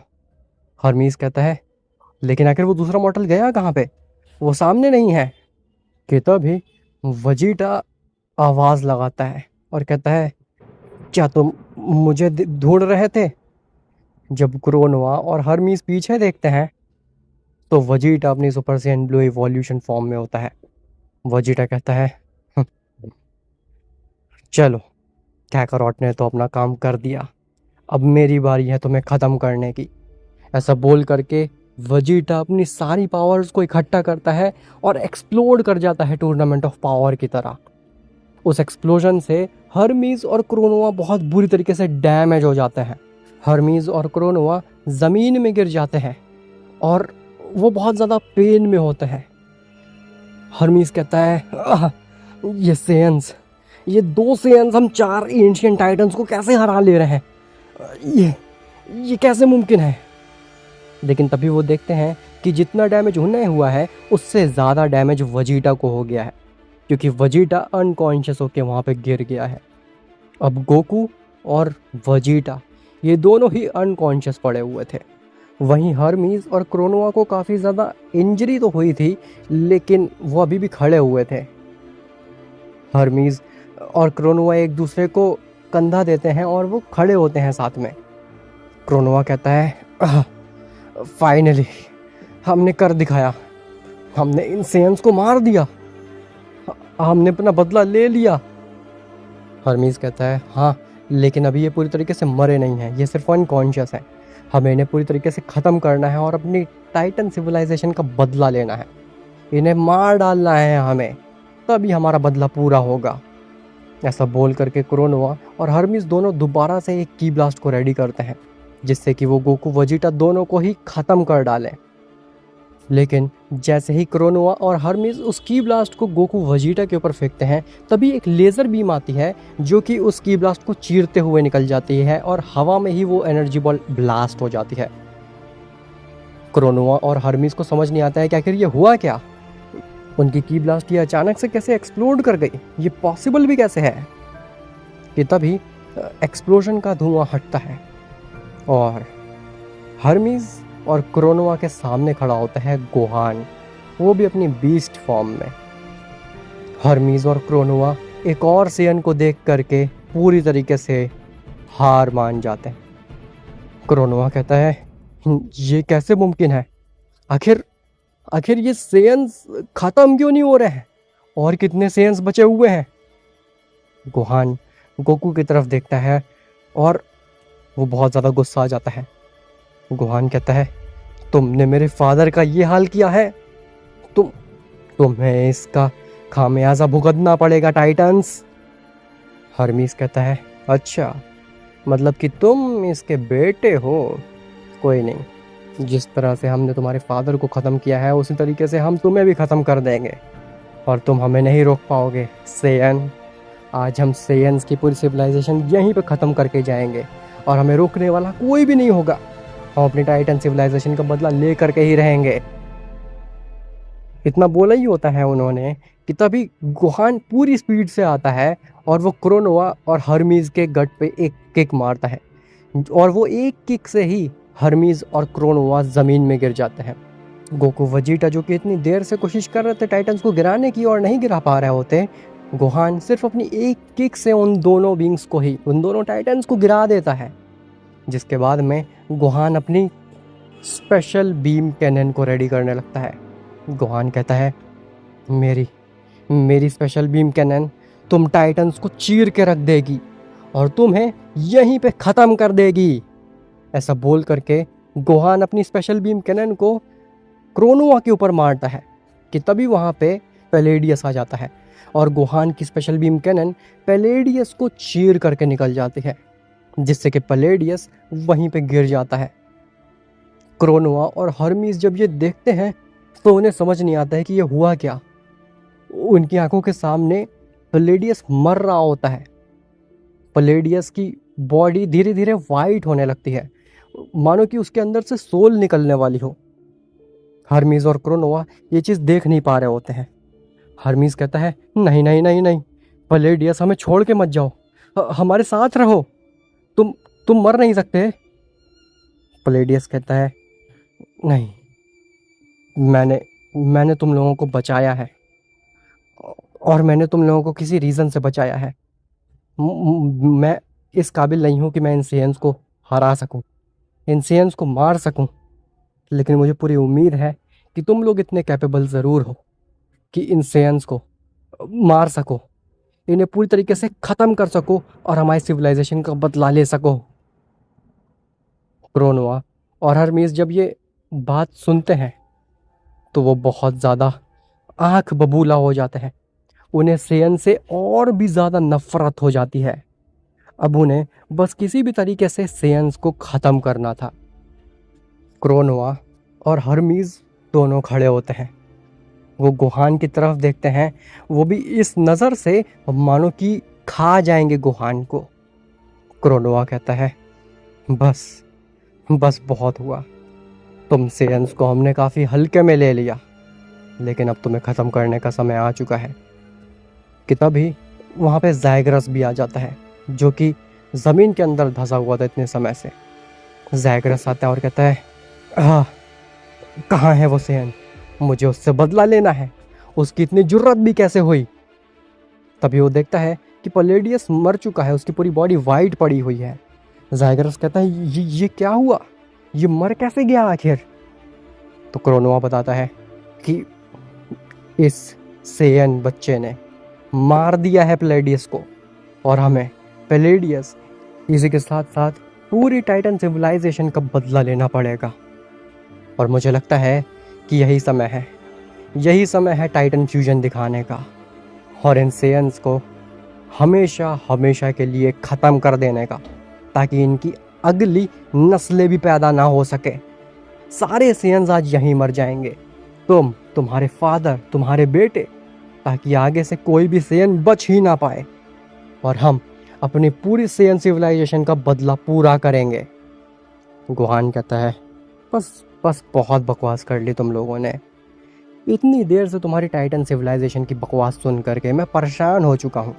अगर तुम्हारे अंदर सच में दम है तो फिर मुझसे फाइट करो ना। मैं तुम सब का हाल भी इस पलेडियस जैसा कर दूंगा। तुम सबको मैं अपने एक ही अटैक में मार सकता हूँ। तुम्हारे अंदर इतनी ताकत नहीं है कि तुम मुझसे भिड़ सको, गुहान से भिड़ सको। समझ में आई मेरी बात? ऐसा बोल करके गुहान अपने हाथ बांध करके खड़ा हो जाता है, मानो कि वो पूरी तरीके से कॉन्फिडेंट हो कि वही जीतने वाला है। तभी वो तीनों टाइटन्स एक दूसरे का हाथ पकड़ते हैं और ऐसा लगता है कि वो तीनों टाइटन्स मिल करके कोई रिचुअल परफॉर्म कर रहे हैं। गुहान कहता है, ये तुम क्या कर रहे हो आखिर? क्या तुम फ्यूज़ होने की कोशिश कर रहे हो? टाइटन्स इसका कोई भी जवाब नहीं देते और वो अपने मुंह से कुछ एन्चेंटमेंट्स करने लगते हैं। गुहान को कुछ समझ नहीं आता कि ये चल क्या रहा है, लेकिन उसे इतना ज़रूर पता था कि ये टाइटन्स कुछ ना कुछ गलत कर रहे हैं। इसीलिए गुहान डिसाइड करता है कि वो हमला करेगा। गुहान एक और स्पेशल बीम कैनन बनाता है और उनको टाइटन्स के ऊपर मारता है, लेकिन इस बार गुहान की स्पेशल बीम कैनन उन टाइटन्स के पास जा करके डिफ्लेक्ट हो जाती है। उनके इर्द गिर्द एक शील्ड बनी होती है जो कि गुहान के स्पेशल बीम कैनन को डिफ्लेक्ट कर देती है। गुहान जिसके बाद में काफ़ी कोशिश करता है कामेहामेहा मारने की, की ब्लास्ट मारने की, लेकिन वो उन टाइटन्स को अलग नहीं कर पा रहा होता कि तभी टाइटन्स के पास में से रोशनी निकलने लगती है। उनकी बॉडी से बहुत ज़ोर से रोशनी आने लगती है और तभी टाइटन्स की बॉडी फ्यूज़ हो जाती है एक में और एक बड़ा सा टाइटन क्रिएट होता है। वो टाइटन पहले से भी ज़्यादा शक्तिशाली और बड़ा होता है साइज़ में। गुहान जब उस टाइटन को देखता है तो गुहान की सिट्टी बिट्टी गुल हो जाती है। गुहान कहता है, तुम ये भी कर सकते हो? ये चीज़ मैंने बिल्कुल भी एक्सपेक्ट नहीं की थी तुम टाइटन्स से। उस टाइटन का नाम जेडियस होता है और जैसे ही गुहान जेडियस के नज़दीक जाता है उसके ऊपर एक किक मारने के लिए, तो गुहान की किक का कुछ भी फ़र्क नहीं पड़ता जेडियस पे। जेडियस अपनी जगह पे एज इट इज़ खड़ा रहता है। जिसके बाद में गुहान काफ़ी कोशिश करता है जेडियस के ऊपर हमला करने की, उसको हराने की, उसको तोड़ने की, लेकिन उसका कुछ भी फ़र्क नहीं पड़ता। इवन गुहान जेडियस की नीज़ पे हमला करके उसे गिराने की कोशिश करता है, जो कि गोकू वेजिटा कर चुके थे, लेकिन उससे भी फ़र्क नहीं पड़ता। जेडियस की पूरी बॉडी एकदम रॉक सॉलिड थी, मानो कि उसको हिलाना ही एक पहाड़ को हिलाने जितना मुश्किल काम हो। इवन जेडियस बहुत ज़्यादा फास्ट होता है, गुहान रिएक्ट भी नहीं कर पाता, उससे जल्दी ही जेडियस आकर के गुहान को अपने हाथों में पकड़ लेता है, अपनी मुट्ठी में पकड़ लेता है गुहान को। और जैसे ही गुहान जेडियस के हाथों में आता है, जेडियस हंसने लगता है और कहता है, अब तुम्हें पता चलेगा कि कैसा लगता है अगर कोई मरता है तो, खास करके टाइटन्स। ऐसा बोल करके जेडियस गुहान को क्रश करने लगता है अपने हाथों के बीच में। गुहान की बॉडी से बोन्स क्रैक होने की आवाज़ आती है, बोन्स ब्रेक होने की आवाज़ आती है और गुहान बहुत ज़्यादा पेन में होता है। ऐसा लग रहा होता है कि गुहान हर एक बोन को ब्रेक होते फील कर पा रहा है और गुहान इतना ज़्यादा दर्द में होता है कि वो अपनी फॉर्म भी लूज़ कर देता है। जेडियस कहता है, बताओ कैसा लग रहा है, कैसा लग रहा है मॉर्टल? अब तुम्हें समझ में आया पेलेडियस को और हमारी सिविलाइजेशन को ख़त्म करने का अंजाम क्या होगा? तुम्हारा खात्मा। तब तक गोकू वेजिटा की भी थोड़ी बहुत स्टेमिना रिकवर हो जाता है और वो जब देखते हैं कि गुहान की इतनी बुरी हालत है, वो कितना चीख रहा है, तो गोकू वेजिटा भी जेडियस को मारने की कोशिश करते हैं। गोकू वेजिटा जेडियस के ऊपर हमला करने की कोशिश करते हैं, लेकिन उसका कुछ फ़र्क नहीं पड़ता जेडियस को। जेडियस रॉक सॉलिड बना वहीं पे खड़ा रहता है। जिसके बाद में गोकू और वेजिटा अपने फाइनल कामेहामेहा भी मारते हैं लेकिन उसका भी कुछ भी फ़र्क नहीं पड़ता जेडियस को। इवन जेडियस गोकू और वजीटा को भी अपने दूसरे हाथ में पकड़ लेता है और उन्हें भी क्रश करने लगता है धीरे धीरे। जेडियस कहता है, हाँ, तुम सभी सेयन्स आज मेरे इन दोनों हाथों से मरने वाले हो। कैसा लग रहा है तुम्हें? मुझे तो बड़ा सुकून मिल रहा है, मुझे तो बड़ा अच्छा लग रहा है, क्योंकि मेरे हाथों सेयन्स मरने वाले हैं। इससे ज़्यादा गर्व की बात मेरे लिए और क्या हो सकती है। ऐसा बोल करके जेडियस और ज़ोरों से उन सेयन्स को क्रश करने लगता है और सेयन्स की चीखें धीरे धीरे बढ़ने लगती है, उनको बहुत ज़्यादा पेन होने लगता है कि तभी अचानक से जेडियस की जो पकड़ होती है वो लूज़ होने लगती है। जेडियस स्टिफ हो जाता है और गोहान, गोकू, वजीटा ये उसके हाथ से स्लिप करके नीचे गिर जाते हैं। जेडियस हिल भी नहीं पा रहा होता है। अब जेडियस कहता है, ये मैं हिल क्यों नहीं पा रहा हूँ? कि तभी वहाँ पे जेनो और ग्रैंड प्रीस्ट आते हैं। जेनो कहता है, तुम हिल भी नहीं पाओगे, तुमने जो किया है उसकी माफ़ी तो तुम्हें किसी भी जन्म में नहीं मिलेगी। तुम्हें तो हमेशा हमेशा के लिए तड़पाना चाहिए। ऐसा तुम सोच भी कैसे सकते हो सेयन्स के बारे में जिन्होंने तुम्हारी इतनी मदद की थी? जेडियस कहता है, तुम अभी भी उन सेयन्स की तरफदारी कर रहे हो जेनो, ये जानते हुए भी कि सेयन्स ने हमारी सिविलाइजेशन ख़त्म कर दी थी पूरी। जेनो कहता है, सेयन्स ने तुम्हारी सिविलाइजेशन नहीं ख़त्म करी थी। सेयन्स कितने अच्छे थे, उन्होंने तुम्हारी कितनी मदद की थी, तुम्हें कितने एडवांसमेंट दिलाए थे, तुम्हारी हर चीज़ में मदद की थी एक भाई की तरह। और तुमने बदले में क्या दिया सेयन्स को? बिट्रेयल। तुमने सेयन्स को जड़ से ख़त्म करने का सोच लिया और उसका अंजाम क्या हुआ? तुम्हारी पूरी सिविलाइजेशन विलुप्त हो गई। और तुम्हें लगता है कि ये गलती सेयन्स की है? हरगिज़ नहीं, सारी गलती तुम्हारी और सिर्फ तुम्हारी है टाइटन्स। अगर तुम सेयन्स के साथ में सही से रहते तो फिर ऐसा कुछ होता ही नहीं। जेडियस कहता है, अपनी बकवास बंद करो और मुझे मेरा काम करने दो। अगर तुम्हें लगता है कि ये सेयन्स वर्दी हैं जीने के तो इन्हें प्रूफ करने दो, इन्हें मुझे मारने दो। अगर ये मुझे मार लेते हैं तो फिर डेफिनेटली ये जीने के हकदार ही हैं, लेकिन अगर नहीं मार पाते हैं तो फिर इन्हें जीने का कोई हक नहीं है। हमें हमारी सिविलाइजेशन का बदला चाहिए। जेनो कहता है, अगर तुमने एक और शब्द बोला सेयन्स के अगेंस्ट में तो मैं तुमको मार डालूंगा। ग्रैंड प्रिस्ट जेनो को रोकता है और कहता है, रुक जाइए लॉर्ड जेनो, आपको इसमें एंटर होने की कोई भी ज़रूरत नहीं है। इस टाइटन को बहुत ज़्यादा घमंड है अपनी पावर्स पे और ये सेयन को ख़त्म करना चाहता है, सेयन्स की पूरी सिविलाइजेशन को ख़त्म करना चाहता है। तो मैं कहता हूँ लॉर्ड जेनो, इसको फाइट कर लेने दीजिए सेयन से। जेनो कहता है, क्या तुम पागल हो गए हो? तुम देख रहे हो ना सेयन्स की क्या हालत हो चुकी है, वो इस टाइटन से कैसे जीत पाएंगे? इम्पॉसिबल है। ग्रैंड प्रिस्ट कहता है, आप बस देखते जाइए लॉर्ड जेनो। तो टाइटन, हम तुम्हारी इस ऑफ़र को मंजूर करते हैं। तुम इन सेयन से फाइट कर सकते हो और अगर तुम जीत गए सेयन से तो फिर तुम इस यूनिवर्स में रह सकते हो, और अगर तुम हार गए तो फिर सेयन्स तुम्हें मार डालेंगे। टाइटन कहता है, हाँ, मैं यही तो चाहता हूँ, मुझे यही तो करना है। ग्रैंड प्रिस्ट कहता है, लेकिन इसमें एक शर्त है, तुम्हारी फाइट यहाँ पे नहीं होगी, तुम्हारी फाइट वहाँ पे होगी जहाँ पे मैं चाहूँगा।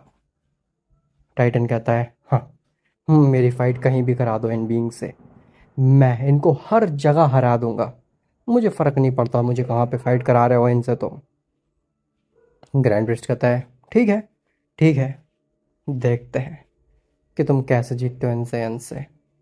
ऐसा बोल करके सबसे पहले ग्रैंड प्रीस्ट गोकू, वजीटा और गोहान के नज़दीक जाता है और उनके ऊपर अपना स्टाफ घुमाता है जिससे कि वो पूरी तरीके से हील हो जाता है। उनकी बोन्स जो ब्रेक हो गई थी वो सब हील हो जाती हैं। जिसके बाद में grand priest Goku, Vegeta, Gohan और उस जेडियस टाइटन को वहाँ से ले जाता है एक दूसरे ही यूनिवर्स में, जो कि गोकू, वजीटा, गोहान के लिए अननोन होता है, लेकिन जेडियस को वो यूनिवर्स जाना पहचाना लगता है। जेडियस कहता है, ये तो सेन यूनिवर्स है और आखिर अभी तक ये सही कैसे है, सही सलामत कैसे है? ये सेयन यूनिवर्स डिस्ट्रॉय हो चुका था ना। ग्रैंड प्रिस्ट कहता है तुम्हें क्या ही फ़र्क पड़ता है, तुम्हें तो इन सेयन से फाइट करनी है ना, इन्हें ख़त्म कर दो इनसे फाइट करके। और अगर तुम ऐसा कर लेते हो तो फिर तुम जो कहोगे मैं वो करने के लिए रेडी हूँ। तुम्हें यूनिवर्स 7 में रहना, तुम रह सकते हो। इवन अगर तुम चाहते हो कि तुम इस सेयन यूनिवर्स में रहो तो तुम यहाँ पे भी रह सकते हो, अपनी सिविलाइजेशन बढ़ा सकते हो और अपना कब्जा जमा सकते हो इस पूरे यूनिवर्स में। जेडियस ये सुनकर के काफ़ी ज़्यादा खुश हो जाता है। उसे लगता है कि अब उसकी टाइटन सिविलाइजेशन का बदला पूरा हो रहा है। और गोकू वजीटा गोहान को ये नहीं समझ में आ रहा होता है कि आखिर लॉर्ड ग्रैंड प्रिस्ट ऐसा कर क्यों रहा है, वो जानबूझ के क्यों फंसा रहे हैं गोकू वजीटा और गोहान को इन सब के बीच में। ग्रैंड प्रिस्ट गोकू वजीटा और गोहान की तरफ देखता है और आंखों ही आंखों में बता देता है कि बस ट्रस्ट करो उसके ऊपर, सब कुछ सही होगा। गोकू वजीटा और गोहान समझ जाते हैं ग्रैंड प्रिस्ट के इशारे को, लेकिन उन्हें समझ में नहीं आ रहा होता है कि आखिर वो ऐसा कर क्यों रहे हैं। देयर इज़ नो चांस कि गोकू वजीटा गोहान उन टाइटन को हरा दें, वो हिला तक नहीं पा रहे हैं उस टाइटन को। लेकिन फिर भी गोकू वजीटा और गोहान अपने सेयन प्राइड को बचाने के लिए फाइट करने के लिए रेडी हो जाते हैं। गोकू वजीटा दोबारा रेज करते हैं और वो सुपर सेयन ब्लू में ट्रांसफॉर्म होने जाते हैं। लेकिन सरप्राइजिंगली गोकू और वजीटा सुपर सेयन ब्लू में नहीं ट्रांसफॉर्म होते, बल्कि वो उससे कई गुना ज़्यादा स्ट्रॉन्ग फॉर्म में ट्रांसफॉर्म होते हैं, जो कि होती है सुप्रीम सेयन फॉर्म। वो सेयन फॉर्म एक अलग ही पावर लेवल थी। गोकू वजीटा फील कर पा रहे थे कि उनकी पावर लेवल्स बहुत ज़्यादा है, ये सुपर सेयन ब्लू से कई गुना ज़्यादा शक्तिशाली बन गए हैं, और उन्हें विश्वास नहीं हो रहा था कि आखिर वो ऐसा कैसे कर पा रहे हैं। टाइटन्स आई मीन जेडियस जब सुप्रीम सेयन को देखता है तो उसे एंशिएंट सेयन्स के फ्लैशबैक आते हैं, क्योंकि एंशिएंट सेयन भी कुछ ऐसे ही दिखते थे। तब जेडियस समझता है कि आखिर ऐसा क्यों कर रहे हैं ग्रैंड प्रिस्ट को पता था कि सेयन यूनिवर्स में सेयन्स की एनर्जी बहुत ज़्यादा हो जाती है, इसीलिए वो गोकू वजीटा गोहान को सेयन यूनिवर्स में लेकर के आए, ताकि गोकू वजीटा और गोहान की पावर लेवल्स जेडियस से कई गुना ज़्यादा शक्तिशाली हो जाए। गोकू कहता है अब मुझे समझ में आया कि लॉर्ड ग्रैंड प्रिस्ट क्या करने की कोशिश कर रहे थे। जिसके बाद में गोकू और वजीटा एक साथ जेडियस के ऊपर हमला करते हैं, और जेडियस इस बार रॉक सॉलिड नहीं होता, बल्कि गोकू वजीटा के एक पंच से ही जेडियस यूनिवर्स का चक्कर लगाने लगता है। और गोकू वजीटा एक पंच मारने के बाद में अपने हाथों की तरफ देखने लगते हैं कि आखिर वाह, उनका पंच इतना पावरफुल था कि जेडियस उड़ ही गया आसमान में और गायब हो गया। जिसके बाद में गोहान भी रेंज करता है और वो भी प्राइम सेयन फॉर्म में ट्रांसफॉर्म हो जाता है। गोकू, वजीटा और गोहान ये तीनों ही मिलकर के जेडियस को काफ़ी बुरी तरीके से डोमिनेट करने लगता है। जेडियस अब गोकू वजीटा गोहान के लिए बस एक खिलौना बन के रह गया था। गोकू वजीटा और गोहान की पावर लेवल जेडियस से कई गुना ज़्यादा पावरफुल हो गई थी, और जेडियस कुछ भी नहीं कर पा रहा था गोकू वजीटा गोहान के सामने। जेडियस डिसाइड करता है कि वो अब एक्सप्लोड कर जाएगा और पूरे यूनिवर्स को ही तबाह कर देगा। जेडियस अपनी सारी पावर को एक जगह इकट्ठा करता है, और जैसे ही वो एक्सप्लोड होने वाला होता है तभी गोकू, वजीटा और गोहान ये तीनों मिलकर के जेडियस की सारी पावर्स एब्सॉर्ब कर लेते हैं अपने अंदर, और जेडियस एक्सप्लोड होने से बच जाता है। गोकू कहता है तुम्हें इतनी जल्दी कैसे मरने दे सकते हैं हम जेडियस, तुम्हें तो अपनी सिविलाइजेशन का टाइटन्स का बदला भी लेना है हमसे, लेकिन ऐसा लगता है कि अब तुम्हें खुद बदले की ज़रूरत पड़ेगी। गोकू, गोहान और वजीटा ये तीनों ही जेडियस के एक एक पोर्शन को पकड़ लेते हैं। गोकू जेडियस के अपर बॉडी पे वार करता है, गोहान जेडियस के पैरों पे वार करता है, और वजीटा ये जेडियस के बैक पे वार करता है, जिससे कि जेडियस पूरी तरीके से असमर्थ हो जाए और वो हिलने लायक ही ना बचे। गोकू नॉन स्टॉप जेडियस के फेस के ऊपर हमला करने लगता है, गोहान नीज पे और वजीटा बैक पे, जिससे कि जेडियस एक पॉइंट के बाद में इतना वीक हो जाता है कि वो खुद ब खुद ही गिर जाता है। और अब उसके पास में इतना भी स्टेमिना नहीं बचा था कि वो खुद को हील कर सके। वो टाइटन होकर के बहुत वीक और लाचार फील कर रहा था। जेडियस कहता है, "हाँ, मुझे मार डालो, मुझे मार डालो। मैं मरना ही डिज़र्व करता हूँ शायद। मैं ना ही टाइटन्स का बदला ले पाया और ना ही मैं अपनी सिविलाइजेशन को प्राउड फील करा पाया। मैं किसी लायक नहीं हूँ, मुझे मर ही जाना चाहिए।" गोकू कहता है, तुम ठीक कह रहे हो, क्यों भाई हो, उसको मार देना चाहिए ना। इसके बाद में गोकू, वजीटा और गोहान ये तीनों ही अपने स्पेशल मूव्स रेडी करते हैं। Goku Kamehameha, Gohan special beam cannon और वजीटा फाइनल फ्लैश। और ये तीनों ही अटैक्स को उस जेडियस के ऊपर मारते हैं। वो तीनों ही अटैक्स जेडियस को जब पड़ते हैं तो जेडियस की आंखों के सामने सब कुछ वाइट हो जाता है। उसे लगता है कि अब वो मर चुका है। उसकी आंखों के सामने सब कुछ वाइट था और ऐसा लग रहा था कि अब वो आफ्टर लाइफ में आ चुका है। कि तभी अचानक से जेडियस की आंखों के सामने से वाइट हटता है और उससे अचानक से होश आता है। वो और कहीं नहीं बल्कि सेयन यूनिवर्स में ही होता है, एक प्लेनेट पे जहाँ पे पूरी टाइटन्स की सिविलाइजेशन होती है और वो काफ़ी हंसी खुशी से रह रहे होते हैं। जब जेडियस अनफ्यूज़ होता है क्रोनोआ, ज़ायगरस और हर्मीज़ में, तो उन्हें रियलाइज़ होता है कि उन सेयन्स ने जेडियस को मारा नहीं था, बल्कि जेडियस को कुछ समय के लिए अनकॉन्शियस कर दिया था। जब उन तीनों को होश आता है तभी वहाँ पे Goku, Vegeta, Gohan, grand priest और जेनो चल के आते हैं और कहते हैं, क्या हुआ, अब तुम्हें कैसा लग रहा है टाइटन्स, कि तुमने अपनी सिविलाइजेशन का बदला ले लिया। क्रोनोआ को बहुत बुरा फील होता है कि उसने सेयन्स के लिए इतना बुरा सोचा, हमेशा से ही सेयन्स को बिट्रे किया, जबकि सेयन्स उसकी तरफ हमेशा से ही दोस्ती का हाथ बढ़ाते थे। उसने सेयन्स को मारने की बात की, सेयन्स को पूरी तरीके से ख़त्म करने की बात की। इसी के साथ साथ हर्मीज़ और ज़ायगरस को भी फील होता है कि उन्होंने कितनी बड़ी मिस्टेक करी है और वो माफ़ी मांगते हैं गोकू, वजीटा, गोहान से कि उन्हें सेयन्स के साथ में ऐसा बर्ताव नहीं करना चाहिए था कभी भी।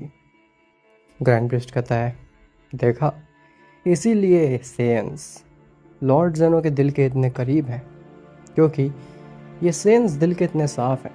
तुमने लिटरली इनके सिविलाइजेशन ख़त्म करने की बात की, तुमने इनको ऑलमोस्ट मार ही डाला था, लेकिन फिर भी इन्होंने तुम्हें बख्श दिया और तुम्हें एक नई ज़िंदगी स्टार्ट करने का मौका दिया।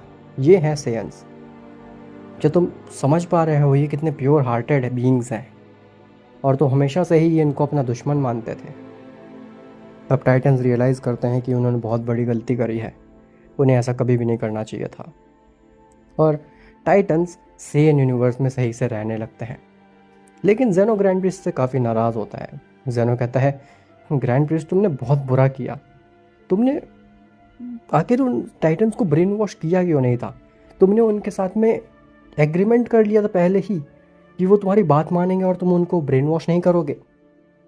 ग्रैंड प्रिस्ट कहता है, लॉर्ड जेनो ये सब पहले से ही मैं सोच के रखा हुआ था।